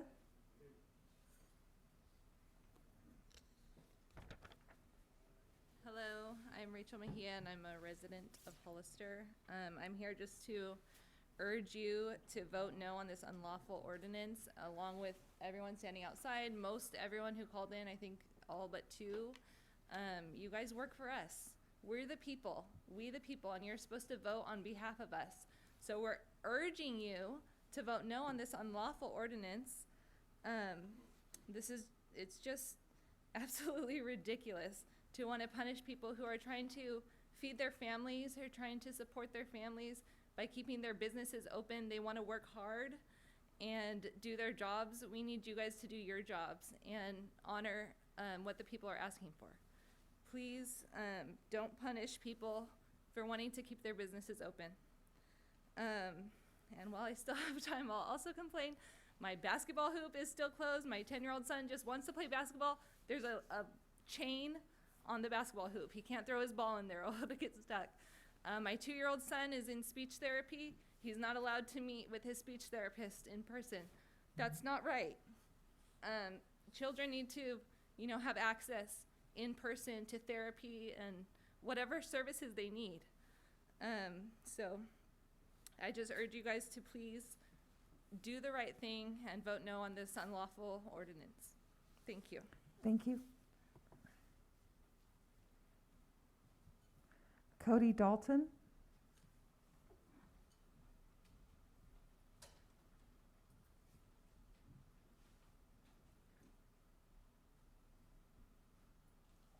Hi, can you hear me? Hello? Yes, Cody, we can hear you. Please go ahead. Good evening. My name is Cody Dalton. I am not a small business owner. And to most, that may seem as though I'm only concerned about where I will go and eat dinner tonight, get my hair cut, or purchase Christmas gifts. And who cares about small businesses, right? We can easily Instacart, go on Amazon, and I don't need to leave the house, so who cares about my hair? But I see these businesses as more than just a name on a receipt. I see my friends who work for them. I see Brianna Russell at Payne's, who relies on our tips to pay her bills. Gina and Kat at Johnny's Bar, Sergio and Cherish at the Ale House, my friend Haley Dickerson, who just achieved a lifelong goal of opening her very own salon only to be shut down days after opening. Kat Farong and Danette Hayhurst at Country Rose, who rely on their jobs to provide for their kids. Mr. Mayor and council members, it was just a few weeks ago that you all stood in front of us at the ribbon cutting, praising these businesses for being the heart of our community. Since then, they have been asked to shut down and are now facing the revocation of their business license if they choose to serve our community. When we, the community, have asked them to stay open so that we can support them at our own will and risk. If you drive downtown right now, it's an empty shell. Beautiful parklets not being enjoyed and a lonely Hollister sign. Downtown once housed the businesses who created our culture. But we will soon lose that amazing culture that makes Hollister what it is today. Amazon may know what brands you like based on what you said to your Alexa earlier this week, but they will not know what your order by heart or care to ask how your family is doing in these crazy times. Jeff Bezos will not sponsor your kids' sports team, but Valerie Snedden at Vintage Pearl or Pete at Johnny's Bar will. With that said, I would like to leave you all with a few lyrics from Maren Morris's newest song.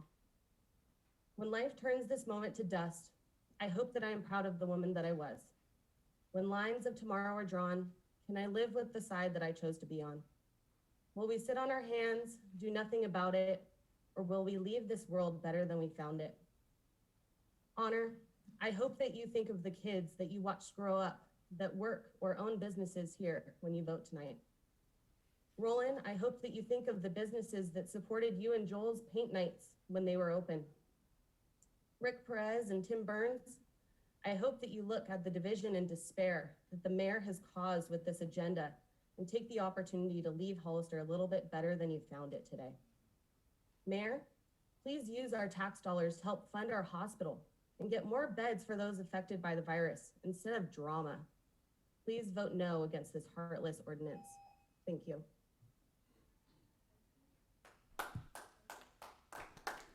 J.W. Payne.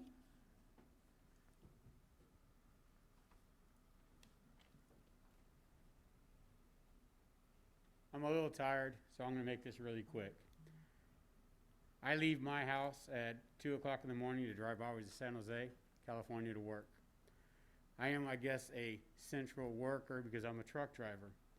And I go into all these different businesses in San Jose, Campbell, Monterey, and also San Benito County.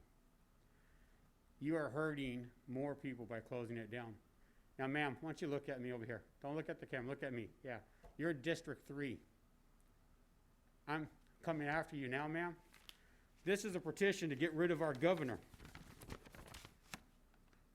If you come on Saturday, you can sign it to get rid of, on Saturday at in front of Kmart.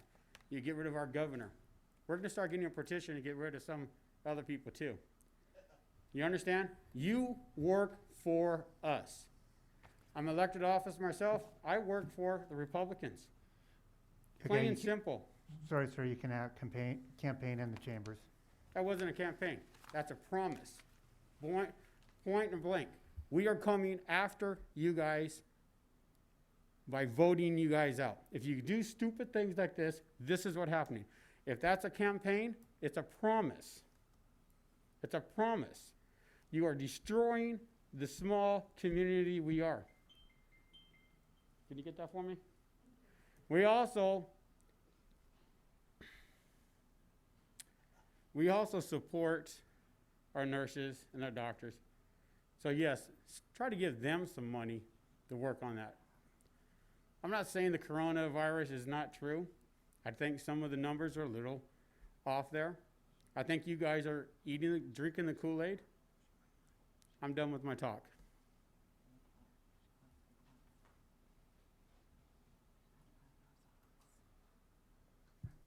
Thank you. Rosalie Chicomo. Rosalie, please go ahead. Hi, my name is Rosalie, and I am a local hairstylist here in Hollister.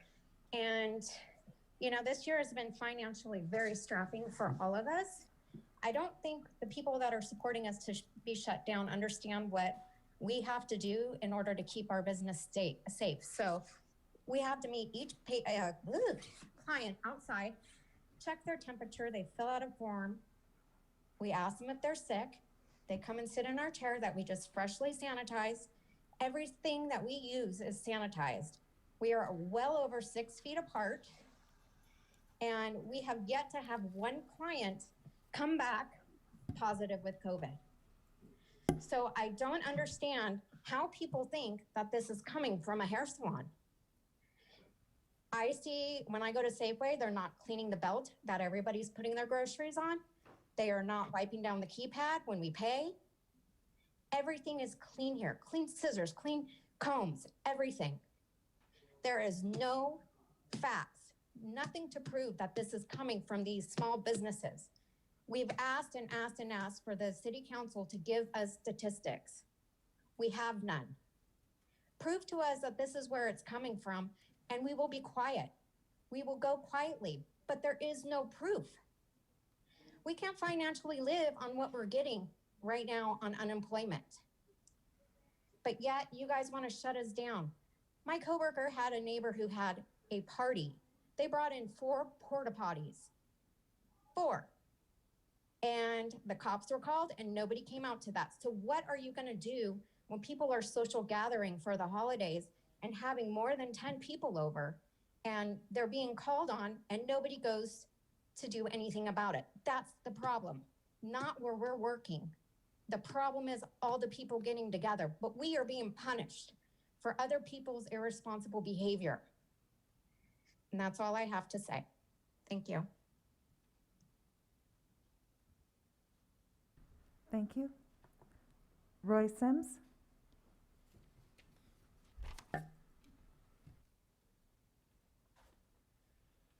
Hey, good morning or good afternoon. It feels like it's been many days.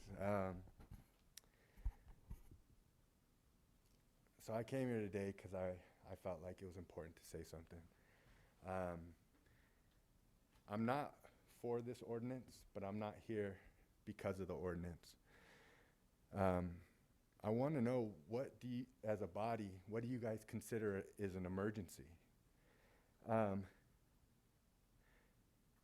We've had about 10 to 20% of students not have access to internet and aren't in school right now in this county for a year. Where was the emergency meeting for that?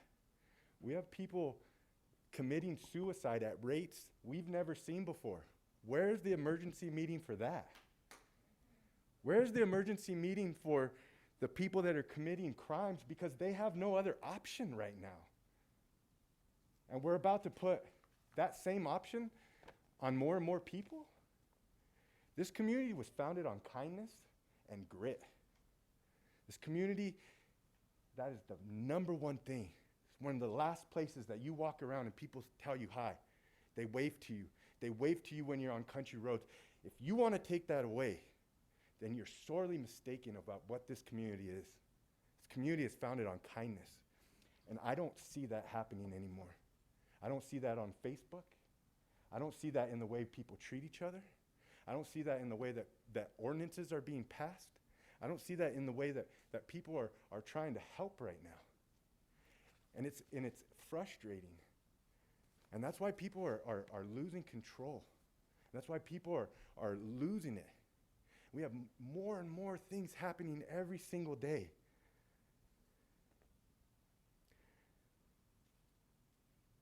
I'm not saying that this is a hoax. I'm not saying that it's a political issue. I think this is serious. But what is the science saying? I've heard science thrown out. Well, and science is empirical study based off of data. And I've sat in those chairs and I've seen the data that have come through this body. And most of the time, it's not very accurate.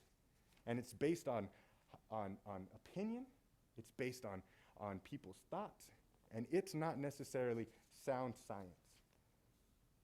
I'm not saying that this is sound science. What I'm saying is you need to find what is the fabric of this community, and that is kindness, and that is love, and that is taking people to the next level. And if an ordinance is passed to take people down and not bring people up, then you're sorely mistaken. Sorely. I appreciate your guys' time. I know I'm over time, but I have one last comment.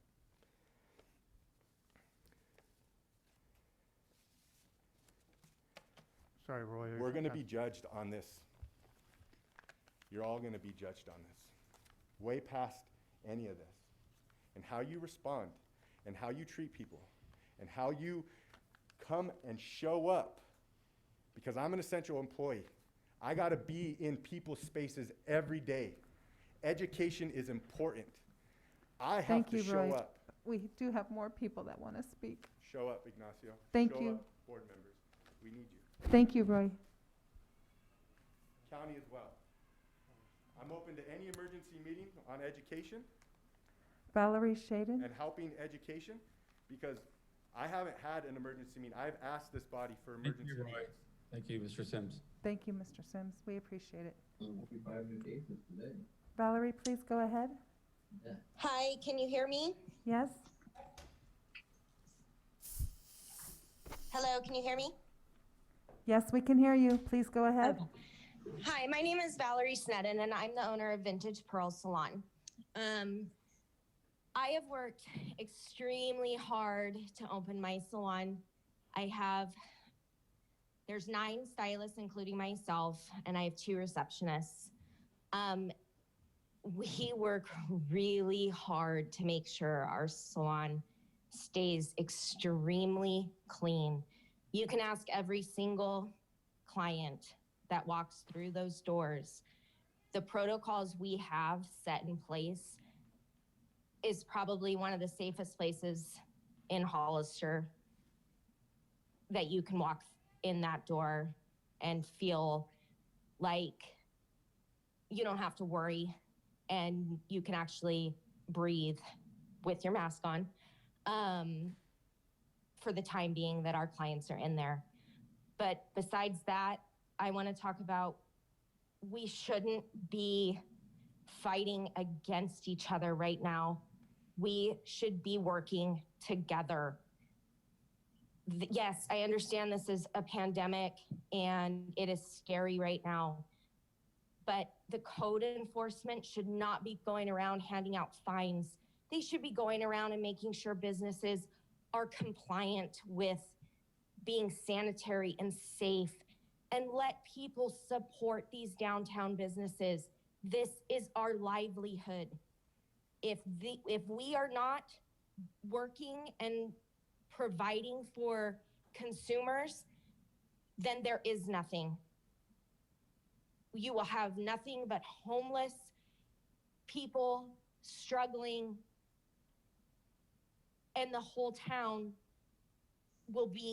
there will be nothing downtown. Everything that, all the parklets, how beautiful it looks, it will be all for nothing. The restaurants need to survive. The hair salons need to survive. Any small businesses need to survive. That's what makes this world, not the big box companies. Small businesses make this country the way it is. We need to be working together, not against each other. So please do not create more issues than there needs to be. Do not vote for this, vote no for this. I'm asking you as a small business owner. Thank you. Thank you. Maria Corona?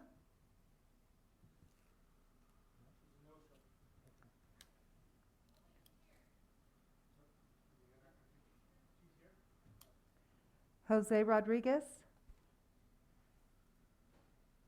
Jose, please go ahead. Hi, can you hear me? We can, go ahead.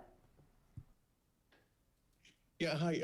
So yeah, just listening into everybody's opinions right now, and I'm not a small business owner or anything, but I do support, what the city is trying to do in order to keep us all safe.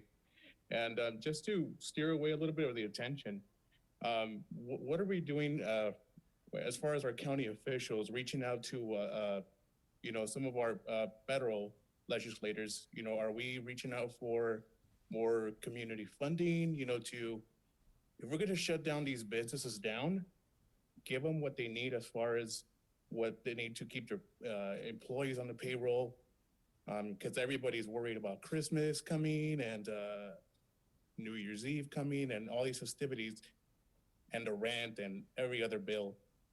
Reach out to these federal legislators to say, hey, we need to keep these people home, and actually protecting their families, but we also need to make sure that they have enough money to pay off their bills that are incoming, because it's not being taken care of. Everybody's worried about what the city is going to be doing, but we're not reaching out. Like, are we reaching out to Panetta? Are we reaching out to, I don't know, our senator, which I'm not even going to mention her because I feel like she's not even doing anything for us. But this is just the things that just keeps the infighting between the community. I've seen it on Facebook all the time. you know, and it's just like, we need to make sure that we're also beating up, not just beating each other's up here, because I feel like everybody is just gonna be tearing each other up on Facebook and other forms of social media. So it's just my opinion, what I wanted to give here. I love this community. I want it to thrive. I love downtown Hollister, and I want to make sure that everybody's staying safe. And that's about it. Thank you.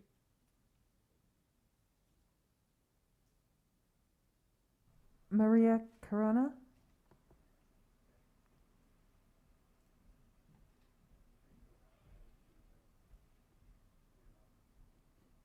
Go ahead and just lower that down to the microphone. Oh, the microphone, sorry. There you go. I must say, I'm hearing impaired, and this meeting is not very conducive to those with hearing impairments. So I was on Zoom, but I decided to come in person. I don't have anything much prepared, but I was trying to talk while I was on Zoom, but it didn't work. So anyhow, I just want to thank everybody for your service, first of all, and my condolences go out to those that have lost their lives to COVID. It's out there, and it's very, very challenging to do anything about it in terms of, you know, in terms of closing down our businesses. It's not. I don't think it's going to help. I was born and raised in Hollister, California, and it really breaks my heart to see our restaurants and our small businesses being closed for a second time around. I have tried to support the businesses as much as I could, and I must say that they are probably one of the most safe places that you could be at. They take your temperature, they have gel at the tables if you're dining. If you go to the salon, they follow all the measures and what have you. So I'm hoping that the city council and perhaps maybe some businesses could get together and they could work together to come up with other options other than what this ordinance is proposing, which is, I believe, is only going to harm my community more than to help it. I don't know if, I don't think we have, anybody is going to have the solution to this, but maybe we could come to some type of agreement. But I'm not a business owner. I'm here just as a community member. And I just do wish that you all have an open mind and don't punish our businesses for keeping open. They're following the rules as far as I could see. And I know earlier somebody I think asked about data. I haven't seen any data. If there's any data out there that's linking or COVID cases to our businesses, and I'd like to see it. I think, you know, most of it from what I've read is coming from social gatherings, not necessarily our businesses. So again, I reiterate, I'm hoping that everybody could work together to come up with a different solution other than what your ordinance is proposing. That's all I have to say. Thank you. Thank you. Kevin Barcelos?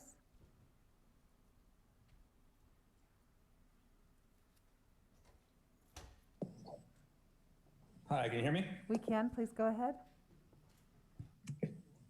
You can hear me okay? Yes, we can. Please go ahead. So, yes, Kevin Barcelos from Hollister. This sucks. You know, it sucks that we're in a once-in-a-century pandemic. It sucks that the national response has been shambolic at best. It sucks that we are kind of alone in the industrialized world and not coming up with a coherent strategy that actually supports businesses and employees, et cetera, while they do the right thing for the rest of the community and the health of their community. I also want to just send my condolences to the Holloway family and just remind everybody that there is a business that has been shut down within the last few days, may not open again, and that's Cozy Cup. And all the small business owners who came up spitting their righteous indignation, not a single one of them acknowledged the loss to our community, to the small business community in Hollister, and the community at large that represents.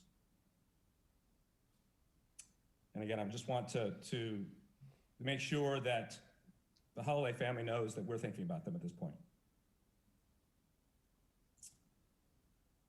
The other thing that comes to mind is that when I read the article about the situation at Payne's and the fact that we had no enforcement mechanism, was utter shock that that was the case.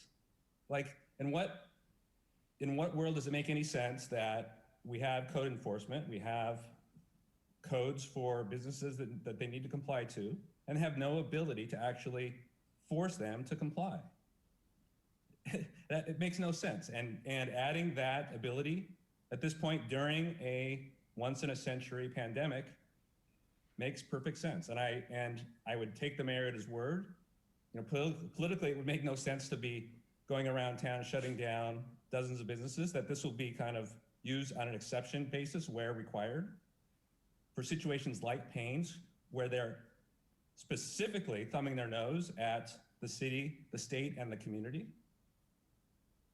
And I would urge the council to approve this ordinance. Thank you. Thank you. Christy Infantino? Christy, please go ahead. Hi, can you hear me? We can, go ahead. Oh, hi. Yeah, my name is Christy Infantino. I'm a small business owner here in Hollister. This month marks my 10-year anniversary of having my gym here in town. During these past 10 years, I've embraced this community and every opportunity to support it, every school fundraiser, downtown event, community youth sports, you name it, the list goes on. I never, ever, ever said no. I always supported. Tonight I'm pleading that you reconsider and pay it forward and do not pass this new order. In the first phases of the shutdowns, I followed everything to a perfect T and watched my business slip away. Took a business loan to make some changes, canceled my personal health insurance, still not insured, so that I could pay operating expenses. Following everything perfectly doesn't support my business model, and either it'll be, you know, the enforcement or the forcement, I should say, to close, or just lack of being able to continue to operate. So please reconsider. Thank you. Thank you. Jacqueline Rosales? Oh, she's not on there anymore. Heather Casada? Hey y'all, can you hear me? We can, please go ahead. All right. Y'all are probably sick of hearing my voice. I talked at the county last week, but I just want to reiterate the fact that, you know, I've been here most of my life, been doing hair. We're the safest. I can speak for all my friends that do hair. Honestly, like, there's nothing safer. It breaks my heart to see my business owner friends that own restaurants, the waitresses, waiters, everybody. Who's going to pay these people's bills? Who's going to buy their kids Christmas gifts? Like, there's nothing that you can do right now. There's no help out there. I didn't get a loan. I don't know how many other people didn't. I can't live on $167 a week. I sure as heck know that nobody else can.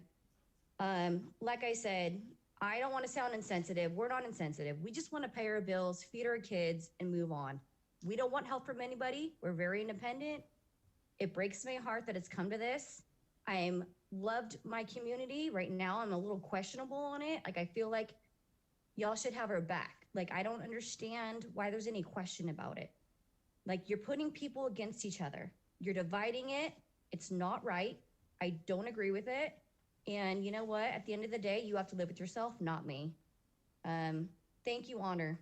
Like, you're the only one who's been, you know, stepping up for us, and I appreciate it. I appreciate you. Please do the right thing, y'all. Like, this is just beyond ridiculous. You know, we're the safest place. There's so many people who put thousands of dollars into their facilities to make it safe.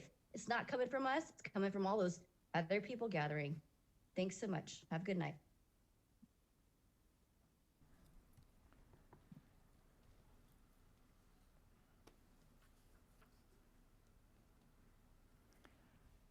Jonathan Kula. Hello, can you hear me? Yes, we can. Perfect. My name is Jonathan Swilla. I'm one of the co-owners of Poor Decisions Tap Room. First off, thank you, council members, for letting us speak tonight. Appreciate the new council members who have to make a very tough decision on their first day. But I want to address some people first. First off, what's up, all you Beer 11 fools? Thank you to the community members that have been coming out and supporting Poor Decisions Tap Room and all the other small businesses downtown. We thank you so much for it because we've invested, we've struggled, we've gone through this crazy, crazy time, and it wouldn't be without you guys that we could do it. So you're our tried and true people, and we're gonna stick by you. Another group that needs to be addressed, the people that have lost loved ones. We are here with you too, we understand that. That's why we have put practices into place. That's why we've done leaps and bounds to, you know, sanitize and clean and put up barricades and do everything to try and do our part. And we sympathize with the fact that you have lost loved ones. I myself lost my grandfather in October to COVID, and I understand that it's real. And the one thing I know he would want is for me to continue on with my dream, as well as many of the other business owners that have put their heart and souls into each and every one of their establishments. But for the council members that are sitting here tonight, you have to understand the point of frustration that we're at. Our backs are up against the corner, and we don't have many options at this point. Many of us are facing complete shutdowns. Many of us are going to get to the point where we're gonna lose our entire staff, which hurts us. It pains me to know that in a couple weeks, I might not be able to employ the people that I love so much, that work so hard for my dream and for their dreams too. And when you think about the decision you're making tonight in this city, it is not tied to just Hollister. It's tied to San Joaquin County and the sector that we are in. And if that sector does not open up, even though Hollister is doing its best, and we all get on the right foot and try and help each other out, we're tied to them. And you have to continue to make that decision without an arbitrary, subjective opinion to keep shutting businesses down if we decide that we need to open up. But the last thing I want to address is our community and everyone that's listening tonight. We need to start loving each other, and tensions are high, and you can hear that in this meeting tonight. Everyone needs to start loving each other. We need to start acting as a community together and figure out ways. And if you want to come down to Poor Decisions Tap Room tomorrow and you want to talk about solutions, we're going to start implementing solutions to get ourselves out of this hump that we're in right now. Because there are things that we can do. There are QR codes, contactless menus, there's online solutions. And if you want help, come down and talk to me and my partner, Nick. We'll be there tomorrow. We'll help you develop things that will help us get into a safer zone. But we have to do it together, and we have to understand that shutting businesses down and threatening to pull licenses is just gonna scare people, and it's gonna make them feel like they only have one option, and that's to go out in a flame of glory. And you're gonna start seeing it, and people are gonna have to do it at some point, because it's gonna last more than probably the 28th. I think that's when we come off, right? We're talking possibly months. And I know I can't last months the way this is working right now. I stopped by my shop today, there is no one in there. And that's a sad fact, because Thursday night is usually a fun night. And downtown has put in a lot of work to make sure that it stays fun down here. So please reconsider your decision and make the right choice for everyone in this community. Thank We you, can do this Jonathan. together, and I have faith. Thank you, Jonathan. John Corredes.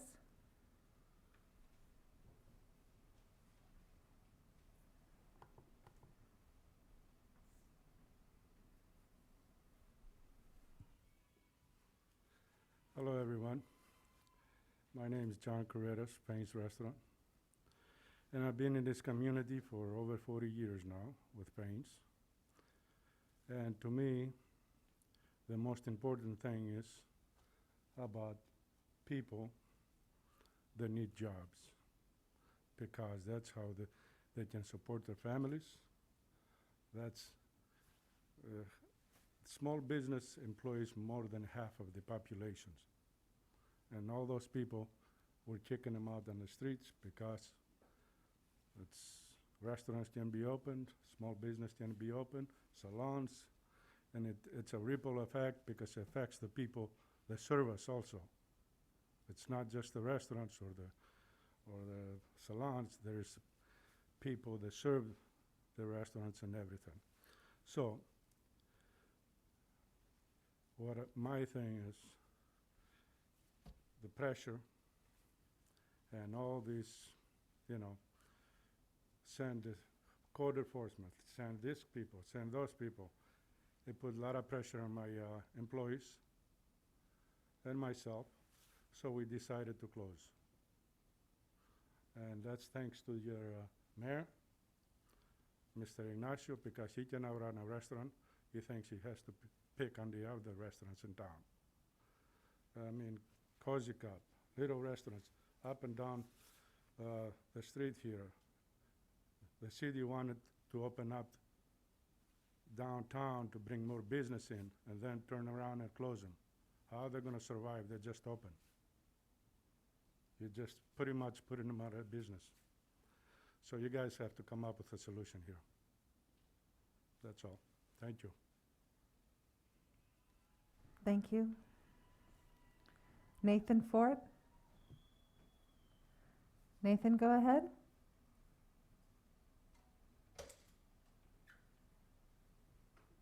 Can you hear me? We can. Please go ahead. Yes, okay. Hi, I'm a small business owner in town also. And the one thing I've kind of heard over and over and over again, I think from both sides, is people talking about statistics. So New York just released its statistics, and it's got the contact tracing, and it's got 46,000 data points in it. And it says exactly where this thing has been spreading. So this just came out. It's on the official website of Governor Andrew M. Cuomo. And I just want to say, like, hair and personal care is 0.14. That's where they lie in, spreading this. Gyms is 0.06. Okay, even restaurants is 1.43. So there are the statistics. It's not that we don't have any. We have statistics. Restaurants, gyms, hair places, the people that are talking in this meeting, that is not where this thing is being spread by. These are very, very low numbers, and that's in a major city. We're a small city. So I just think, we can't keep saying there's no statistics, that we don't know what's going on. We have the statistics. We know that the small businesses is not a major cause of the spread. So going after them, attacking them, it's really hurtful to me as a business owner. And it's kind of outrageous because the thing is, we keep talking about people supporting small businesses, but small businesses support people. And that's how it works, and that's how America works. It's how it's always worked. If a business is not supporting the community, then it goes out of business. But now we're talking about taking businesses that provide needs for this community, and we're talking about, shutting them down and forcing them, but really you're hurting the people in this town. And there's more than just, physical things to this pandemic. There's lots of, the mental side to it. And I work with lots of kids, and these kids are really hurting right now. And, I've got a son who's a senior in high school. He's not gonna go to prom. He's not gonna go to homecoming. He's having a lot of things taken from him. A lot of these kids are really, really sacrificing, and I really don't hear anybody caring much about them and what they're going through, and I own a martial arts studio, and I've got kids who have always been healthy that I'm watching now, getting to be overweight and having weight issues, and, kids that are kind of breaking mentally. And we gotta be really, really careful what we're doing and who we're attacking. It's Thank you, really Nathan. easy. Thank you. Okay, thank you. And with that, we have no more speakers and no more hands raised, Mr. Mayor. Thank you. Mistake. Elia would like to speak, please.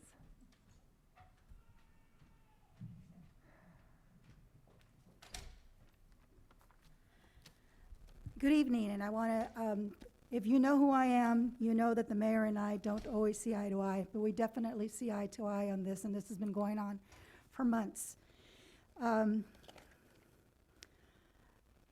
Seniors during the Vietnam War, their senior trip was going to Vietnam. It's appalling that you try to compare that to what's going on today. We had this pandemic 100 years ago, and no one knew how to deal with it then. This is what they tried. They tried isolation and they tried face masks. Now we have it. And what else do we have?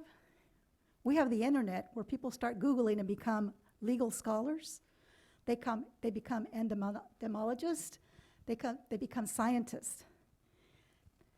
This ordinance here has absolutely nothing to do with closing down a business. 90% of the people that called in and came up to speak were stating that you're going to shut businesses down. One person who claims to, hey, he just opened up a new beer place. I can't even know what it's called, the Tap something. He said he drove by and he was disappointed that no one was there. No one is supposed to be there because all businesses have been closed by order of the state of California. People are not abiding by that. The numbers are high.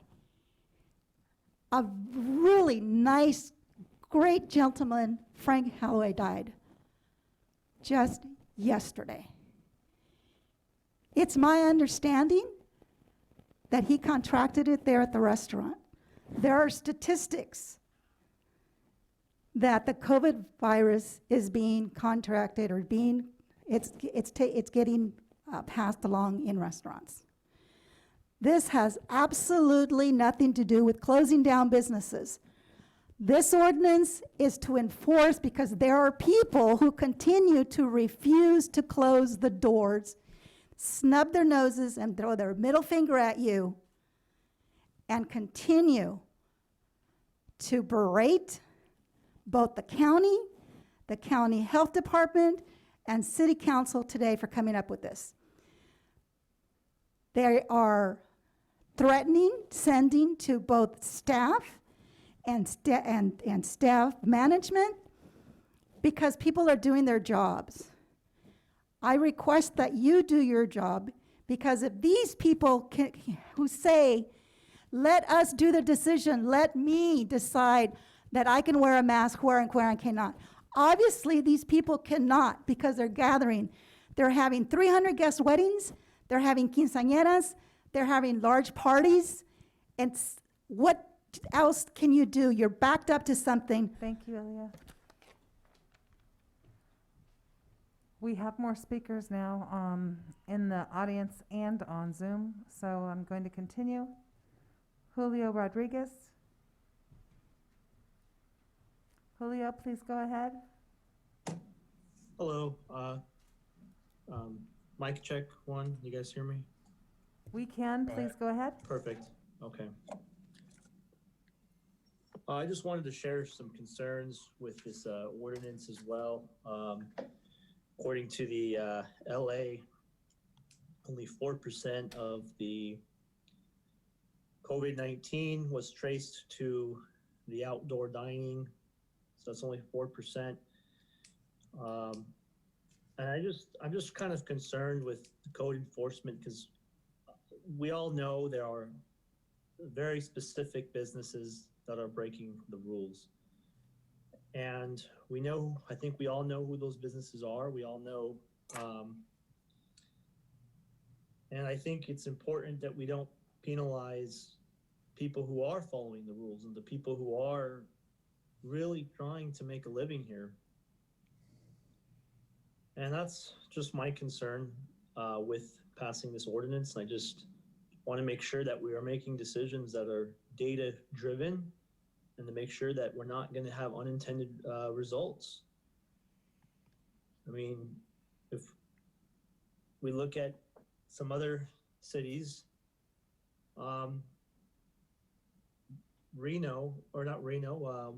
city of New Mexico, there were majority of their cases actually came from big box stores. And I think that is something that we really need to look at and to be proactive and to make sure that, some of these like Target, they are following these rules. And Safeway, a lot of people go in and out. So we have to make sure and be proactive to make sure that they are following those capacity. The state mandated them. Just wanted to let that out. I also would like to thank the city council and thank the county for the downtown. It looks great. I also like to give my condolences to the families who have lost their loved ones due to COVID-19. Thank you. Thank you. Vince Bainter.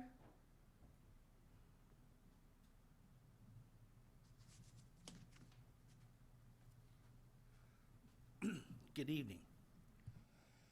I'd like to welcome you two on. Thank you for being new blood on the board. Thank you for being new blood on the board that we definitely need. Thank you to Honor. It's really hard to come in after a wannabe politician, so excuse me. As she's filming me, I'm probably on Facebook. But thank you to Honor for taking my phone call. I don't go to these things. I'm not a career person that comes to these meetings every week. But I just wanted to state, I was in pain Saturday. It was very professionally 6 feet apart from you're 6 feet apart from everybody. You are more closer to people going into Target, going into other big businesses than going into places like that have spent the money to make it right, along with some other establishments. And just another thing that comes to mind, I know Frank, and if Frank was here, he'd be supporting the business owners. And he did not get sick from the restaurant. Thank you for your time.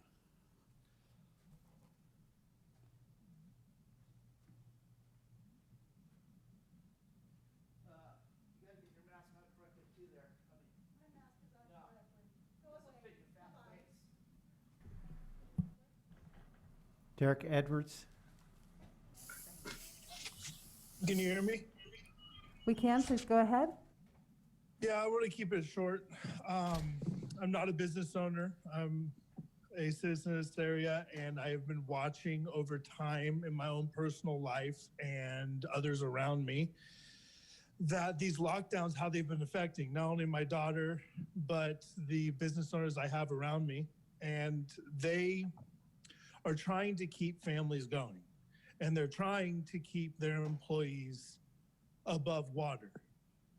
Besides the fact that this pandemic itself is sweeping our nation and affecting us all in our health and in our own livelihoods, for the city, the state to come and say we need to shut down these businesses that are basically keeping some of us, the only thing that's keeping us sane is giving us something to do, and you're trying to take that away from us.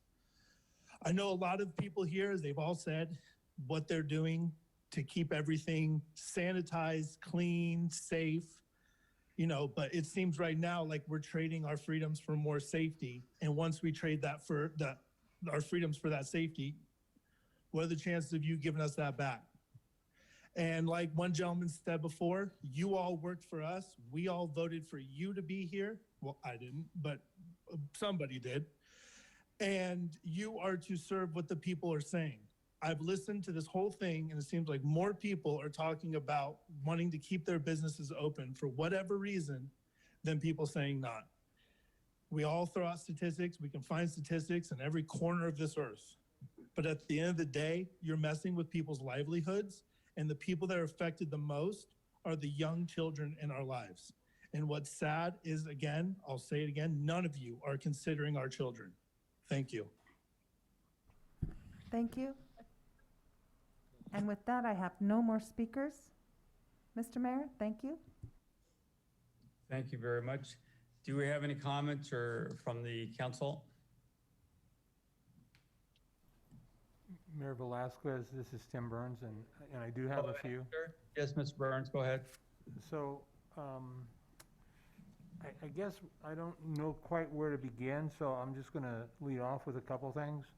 I've heard what folks have said. I'm appreciative of the fact that we've had a great turnout and a very robust conversation. I'm a little concerned that this emergency meeting had to happen so quickly. I understand the sense of urgency, but I'm also concerned that with the potential impact that I don't know that it could not have happened on a Friday night.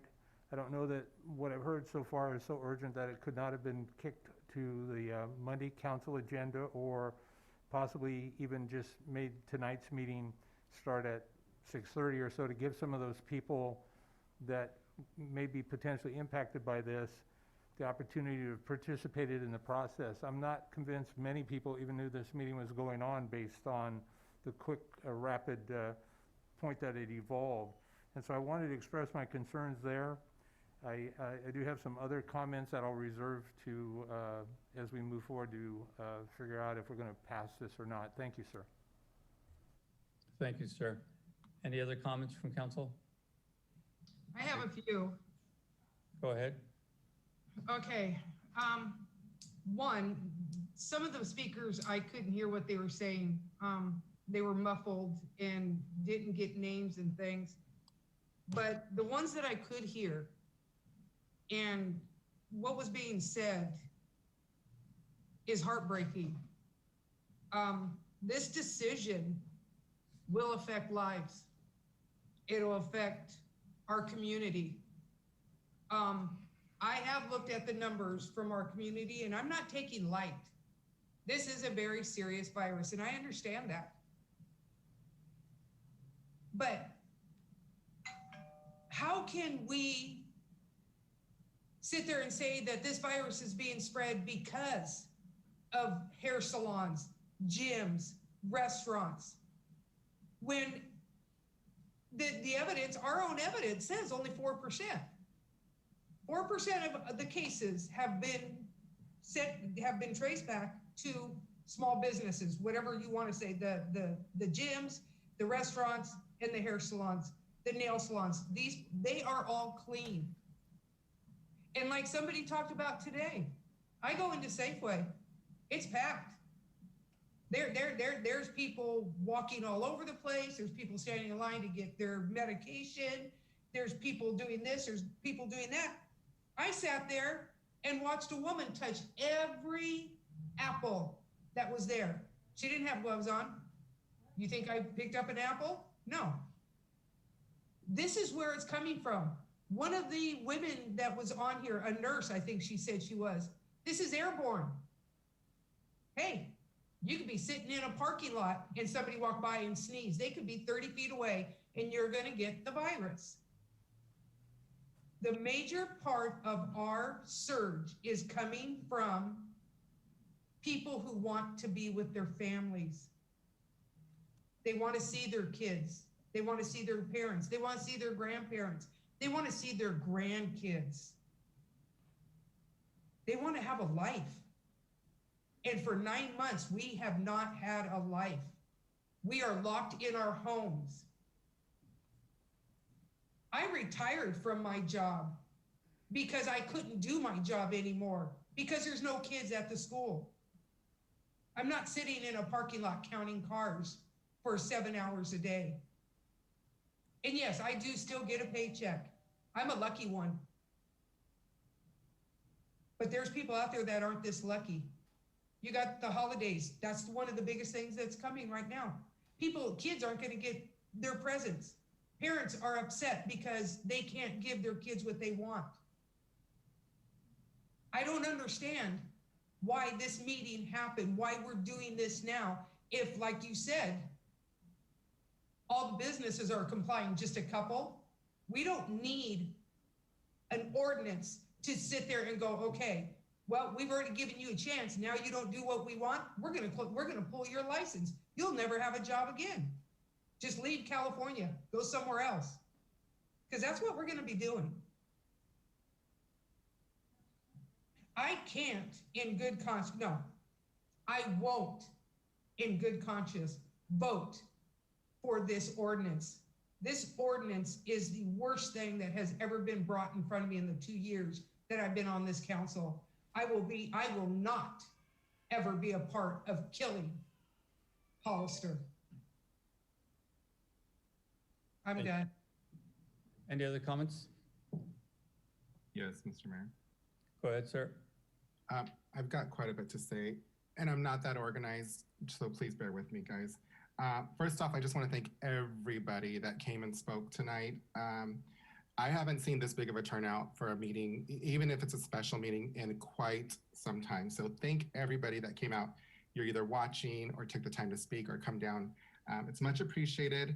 I want to say thank you for wearing your mask and keeping our staff safe tonight. That's also very much appreciated. And then last but certainly not least, I want to extend my most sincerest condolences to Mr. Halele's family, his wife, and his son. Everyone knows that he is a pillar of our business community here, and the entire community mourns with you tonight. So deepest condolences to you and your family. Some things that I wanted to point out about that I was taking notes on was that there's an appeal process that comes with this. I think somebody said we're going to yank business licenses, but that's not true. You can actually appeal the process if it comes to that point. This is going to be revisited in 45 days, is what I'm told. Mr. City Manager, Mr. City Attorney, if that's true, or correct me if I'm wrong. I like what Marcy said about if you really want to support local, we need to shop local. Right now, we need to shop local and we need to support them. Miss Vintage Pearl, I'm so sorry I forgot your name, but I like what you said about working together to find solutions. I think that right now, us being divided on this issue that is so politicized and fighting with one another, it's taking away valuable time that we can be working together to come up with solutions, lobbying our state, federal officials. I brought this up to another local elected official the other day. That's what we really should be looking at, is how are we going to cover people's rent, provide them food, pay their electricity, get them some more grants. That's what we really should be looking at. I also wanted to point out that people pointed out several times that the real issue is gatherings at home, and this ordinance does speak to that as well. So again, it's not something we want to pursue, but it's something that we have at least a tool to utilize if and when it's needed. I like what the gentleman from Port Citizens said about the San Joaquin Valley region. I completely agree with you. I think a lot of local officials do, and residences. And I'll be honest with you, if our numbers were lower here and our hospitals were not as impacted as they were, I would be the first one to stand up and to stand aside with what the people are requesting tonight. But that just is not the case at this point. Ms. Salinas, I want to thank you for your bravery, for you coming forward, and for you pointing out that this is not us wanting to close businesses. In fact, you've got a new council members up here, and 3 of us are business owners. Just as was pointed out by one of the speakers earlier, my business has been completely shut down, and my family has been financially impacted since the very beginning of COVID. So for people to say that we're anti-business or to spread the narrative that we are trying to kill businesses, I think it's very misleading, and it's just not true, I'll be honest with you. The reason this ordinance really came about, let's be honest, is that there were a couple of businesses and business owners that are actively calling for defiance, for people that are feeding people indoors. They're not social distancing. They're not wearing masks. There's sports competitions that went on over the weekend. It's been very risky, I would say, to say the least. And that's why we found out we didn't have a tool to be able to enforce anything. I, for one, and I'm hearing this over and over now, that COVID is real. People are saying COVID is real. Okay, I believe that COVID's real. You know, we're in the middle of a pandemic. Mr. Kevin Barcelos said it sucks. And I think everybody is making sacrifices, and it does suck because we are in such a horrible position. But the fact of the matter, like the registered nurse that spoke earlier said, is that our hospital and the surrounding hospitals are at the maximum capacity. Our numbers have never, ever been this high. We had another death reported just moments ago. And that's very concerning. That really is very concerning to me. After speaking to the city manager, the city attorney, it's my understanding that our position always is to educate the public. We're going to provide masks, give as much leniency as possible. And that goes to show, because we've only written just a few mask ordinance violations, okay? So it's not like we're gonna go around and take abuse of this power, but we do have to have some type of enforcement for rules that are being set by not only the county and the state, especially when I spoke to other elected officials in the area, and they're saying the same thing as us, that they feel like they're in a bad position, and they do feel like the county's not supporting them and enforcing the rules that they themselves set forth. I honestly have so much faith in our community. I know that we can promote safe operations of businesses and of gatherings. And if we do this, then we can beat this thing in no time, but we're not gonna get there until we have some type of compliance and some rules and regulations in place, if and when it's needed. Thank you so much again for everybody and for allowing me your time. Thank you. Any other comments? If I Councilor? may, Go ahead, Mr. Perez. well, it's been quite a fun night or interesting night tonight. This is unprecedented times, and people are dying. My family's been affected, your family's been affected. I get it. I only have like 6 pages of notes, so it's like so I'm just gonna go over everything that everyone went over, so I'm gonna kind of cut to the chase. So to me, what it comes down to, it's coming down to, people are saying that we're closing businesses. Well, actually, it's businesses that are not complying to the state rules, mandates, requests, laws, whatever you want to call them. They're not complying. I think that it's a question about how we enforce this. I don't think that the city has adequate staff to support this. I don't think the county has adequate staff to support this, or the city of San Juan. But I think if we come together, we can actually, I think it was Mike Hogue that was saying, let's get creative. Well, you know what, I was quite surprised also that we are having an emergency meeting. First of all, because it's my first meeting, but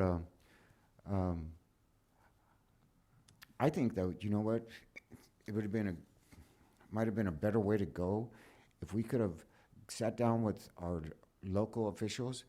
Well, actually, I asked city manager if we could, after the county supervisors are seated, if we could have a meeting together to come together to figure out what's the best way to do this. Why should we put an ordinance in a place or rules in place that we can't even enforce? And how can we do that together? Because in all actuality, this is not just about you. This is not about me. This is about us. And you know what? The only way we're going to get through this is working together. And you know what? It sucks, but put on a mask. I mean, I had to go wipe my nose 3 times tonight. It's like, it sucks. I get it. You know? We have the right to the freedom of speech. We have the right to bear arms. You have the right to be kind. And also, you have the right to remain silent. So there is rules that we need to have in place. There's ordinances, there's laws. I I think though it's in these times, it's not about coming down with a hammer. It's about coming down with a conversation and talking. This is the way, only way we're going to get through this. And you know what? At the same time, there's going to be those people that don't want to wear a mask. So you know what? Give them a ticket. And I mean, is that really going to work? Not really. But you know, does it inflame them more? Okay. What are some of these answers? You know what? And then you're going to have a business that doesn't want to. You know, actually, I'm going to be honest. It's like one of the businesses would not listen to what the city was saying, but then they'll listen to somebody else. That tells me the lack of respect we have for our city officials. Can we blame them? And I ask, this is addressed to us here in this council, and whether you're in seat now or in the past, it's like, how have we really represented our community with leadership? Are we doing it now? Am I doing it now? Well, I think that's the way to resolve this whole situation, is by coming together, being creative and you know what? We gotta be safe. We gotta be safe. And we gotta make some money. Me, I'm a small business owner. I have zero overhead, so I'm in a different category. But it's like, I have zero income. I plan for it. So does everybody plan for it? Probably not. Does that mean that they don't count? No. So that's just a few of my thoughts. You know, as far as quick decisions, I'm not good at quick decisions, because if I make a quick decision, I'll end up with a new truck again, and I don't want another payment. So, yeah, that's all I have to say. Thank you. Thank you, Mr. Perez. I'll give my comments now. I think many of you had made the point of how come Target, how come Safeway, how come all these people can ignore the rules? Very simple. We can't enforce them. We can't enforce them. We don't have rules in place here at the city that can enforce them. The county can, the state can, but we can't. So this is not about shutting down our local businesses. We've tried everything we can here locally to make sure our local businesses could survive. We moved fast early on to get our businesses out on the street, anything and everything we could be doing to try to save them. Marcy made a great point. You know, what are we doing to support them? How many people are going out buying the takeout from these restaurants and some of the other businesses? We can do a lot of things, but we're in trouble. We're in trouble if we can't enforce our own rules. As Mr. Perez pointed out, it's great that another agency outside came in, but why didn't that restaurant work with us directly? Why did they thumb their nose at us? Why were they holding large parties in their facilities indoor? Are we not important to them? Are their guests not important? Are our residents not important? I can remember February 2nd because it changed my life, not because it was the Super Bowl, because I got the call of the first 2 cases of COVID were here in our town. I think there was 12 cases in the entire country at the time.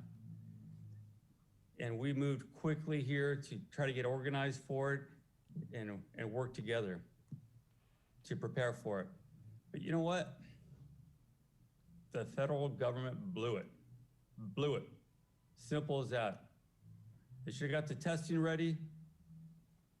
They should have all these other resources we all need in our communities ready to fight this virus. And we could have finished this virus months ago. Months ago. We shouldn't be facing with it. New Zealand's done. Australia's done. They're back to normal. Most countries, not most countries, a lot of countries are back to normal now. And here we are still talking about it because it was a hoax. It was not deadly. It was gonna go away after the election. Well, now it's bigger than ever. And quite frankly, the state didn't do a good job either. I'm not a big fan of what the state has done. You guys know that. I've made this clear many of times.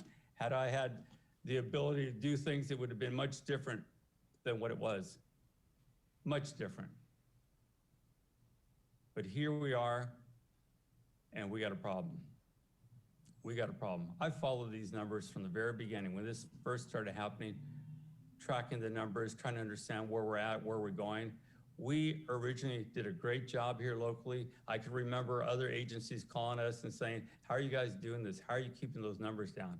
We were working together to make things better in our community.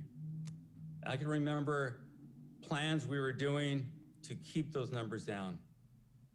And then all of a sudden, they started getting worse. And I remember going out to the public and saying, if we work together, we keep these numbers down, especially here in the hospital, we can make it through this whole episode, this pandemic, and keep most things open.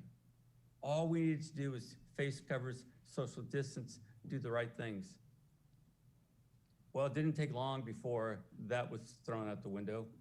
And it didn't take long for me to start seeing where we're going with these numbers. You know, several weeks ago when I told people we're gonna hit 100, people thought, that's impossible, we're not gonna hit 100. But I knew we were because I was tracking those numbers. And then I told people we're gonna hit 200. People said, that's not gonna happen, impossible. I said, it's gonna happen. Then it was 300. This week it's gonna be 400. We'll see 500. We had 4 people die this week. I remember people making the argument, people aren't dying, it's not a big deal. They're dying, they're dying. And we're gonna see a case a day pretty soon of somebody dying. Our hospital is 100% capacity. I didn't agree about the San Joaquin, but when I saw our numbers at the hospital, I knew we had a big problem in our community. And I knew more people are gonna be dying because I saw those numbers coming. And yet, we still have people going around telling businesses to ignore the rules, don't wear face covers because it's not a big deal. I'm telling you guys, it's a big deal. We can do things together. We can change this, but we got a problem right now. And without the ability to control that problem, this problem's gonna get much worse on us. Do I want to shut down any business? Absolutely not. Do I think some businesses that are shut down should be shut down? Nope. But right now in our community, if we don't pull this together and realize it's not a joke, we're gonna lose absolute control. Absolute control. I've had to deal with the people calling me that thought it was a joke, and then they call me back to tell me, where do they get tested? Then they call me back to find out if there's another hospital they can go to. Then they call me to tell me their loved one's dying. What can I do for them? I've had these calls many, many, many of times. And then I hear somebody say, face covers are stupid. We don't need to close our business. We can have 100 people in here together dancing, having a good old time. It is sad that we can get to the point of caring about money more than lives. One person made a comment about, I don't know what it feels like to be closed. I do. My business has been closed since March 14th. It won't be open until probably June.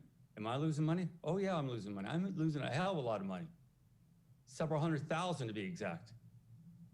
So don't come and say, I don't know what it looks like. I don't feel it. I do feel it. My employees aren't working that were working there. Every single weekend, they're all enjoying what they were doing. We all understand. We all get it. We're all in this together. But it's unfortunate that sometimes people want to ignore the rules and continue down this path. We shouldn't have to have any rules. We should be all working together. We should all be wearing those face covers, social distancing, washing our hands, doing what's right. But unfortunately, some are not. Some businesses think it's a joke. We're in trouble. We need something here at the city that can control some of those. Do we want to shut them down, pull their license? No. But we want them to know if they continue down that path, we can do it. Simple as that. It's not about shutting down the salons and everything. They're already shut down, folks. The governor has shut those down. We're not making that decision tonight. The only thing we're talking about tonight is making sure when one of those businesses that wants to have a party of several hundred people indoors, they know we're not going to stand for it. When one of those businesses that wants to have overcapacity in their facilities, we can do something about it. Tonight, we're deciding if we want control of this virus or we're going to let it go out of control. It would be great to wait for a few more weeks and buy a lot of time and talk about it in January, February. It's going to be 500 by that point. We all need to do this together.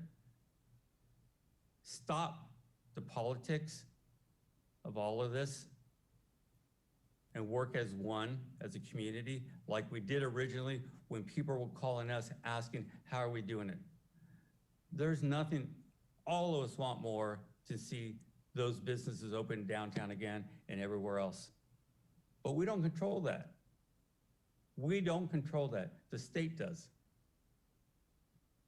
As hard as that is, it is the governor. He makes that decision. I can respect that. I don't agree with him all the time, but I can't imagine what he has to go through as far as this information and doing what's right.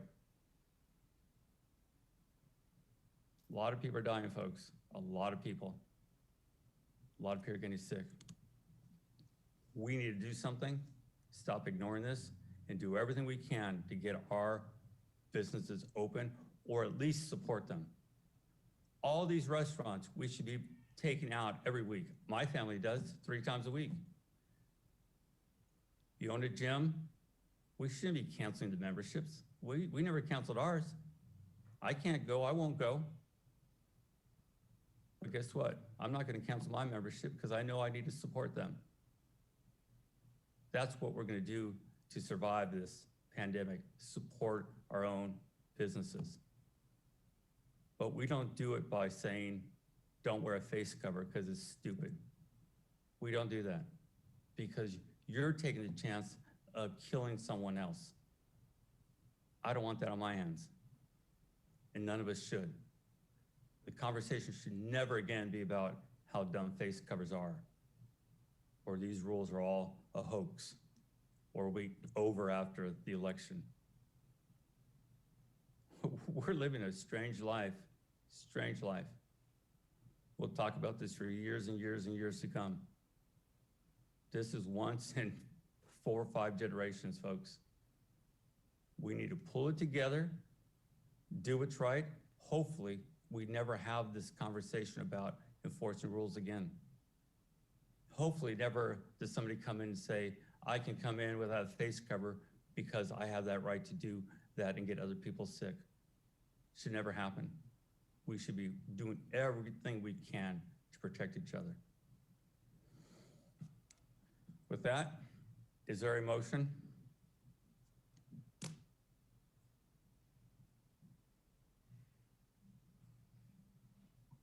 I will make the motion on this item to pass this ordinance. Is there a second? Yes, Mr. Mayor, I'll second. I do not have the number in front of me. What number? I'm sorry, sir. The ordinance number, is there an ordinance There number? is no ordinance number on here. Item A1. I believe it is 1200, but I would have to double check. There's a motion and a second for item A1. We'll do a roll call vote.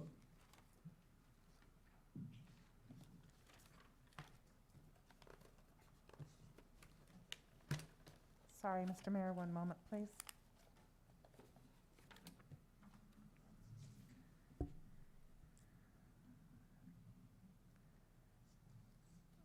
I'm sorry, who'd you call first? Councilmember Rick Perez? Nay.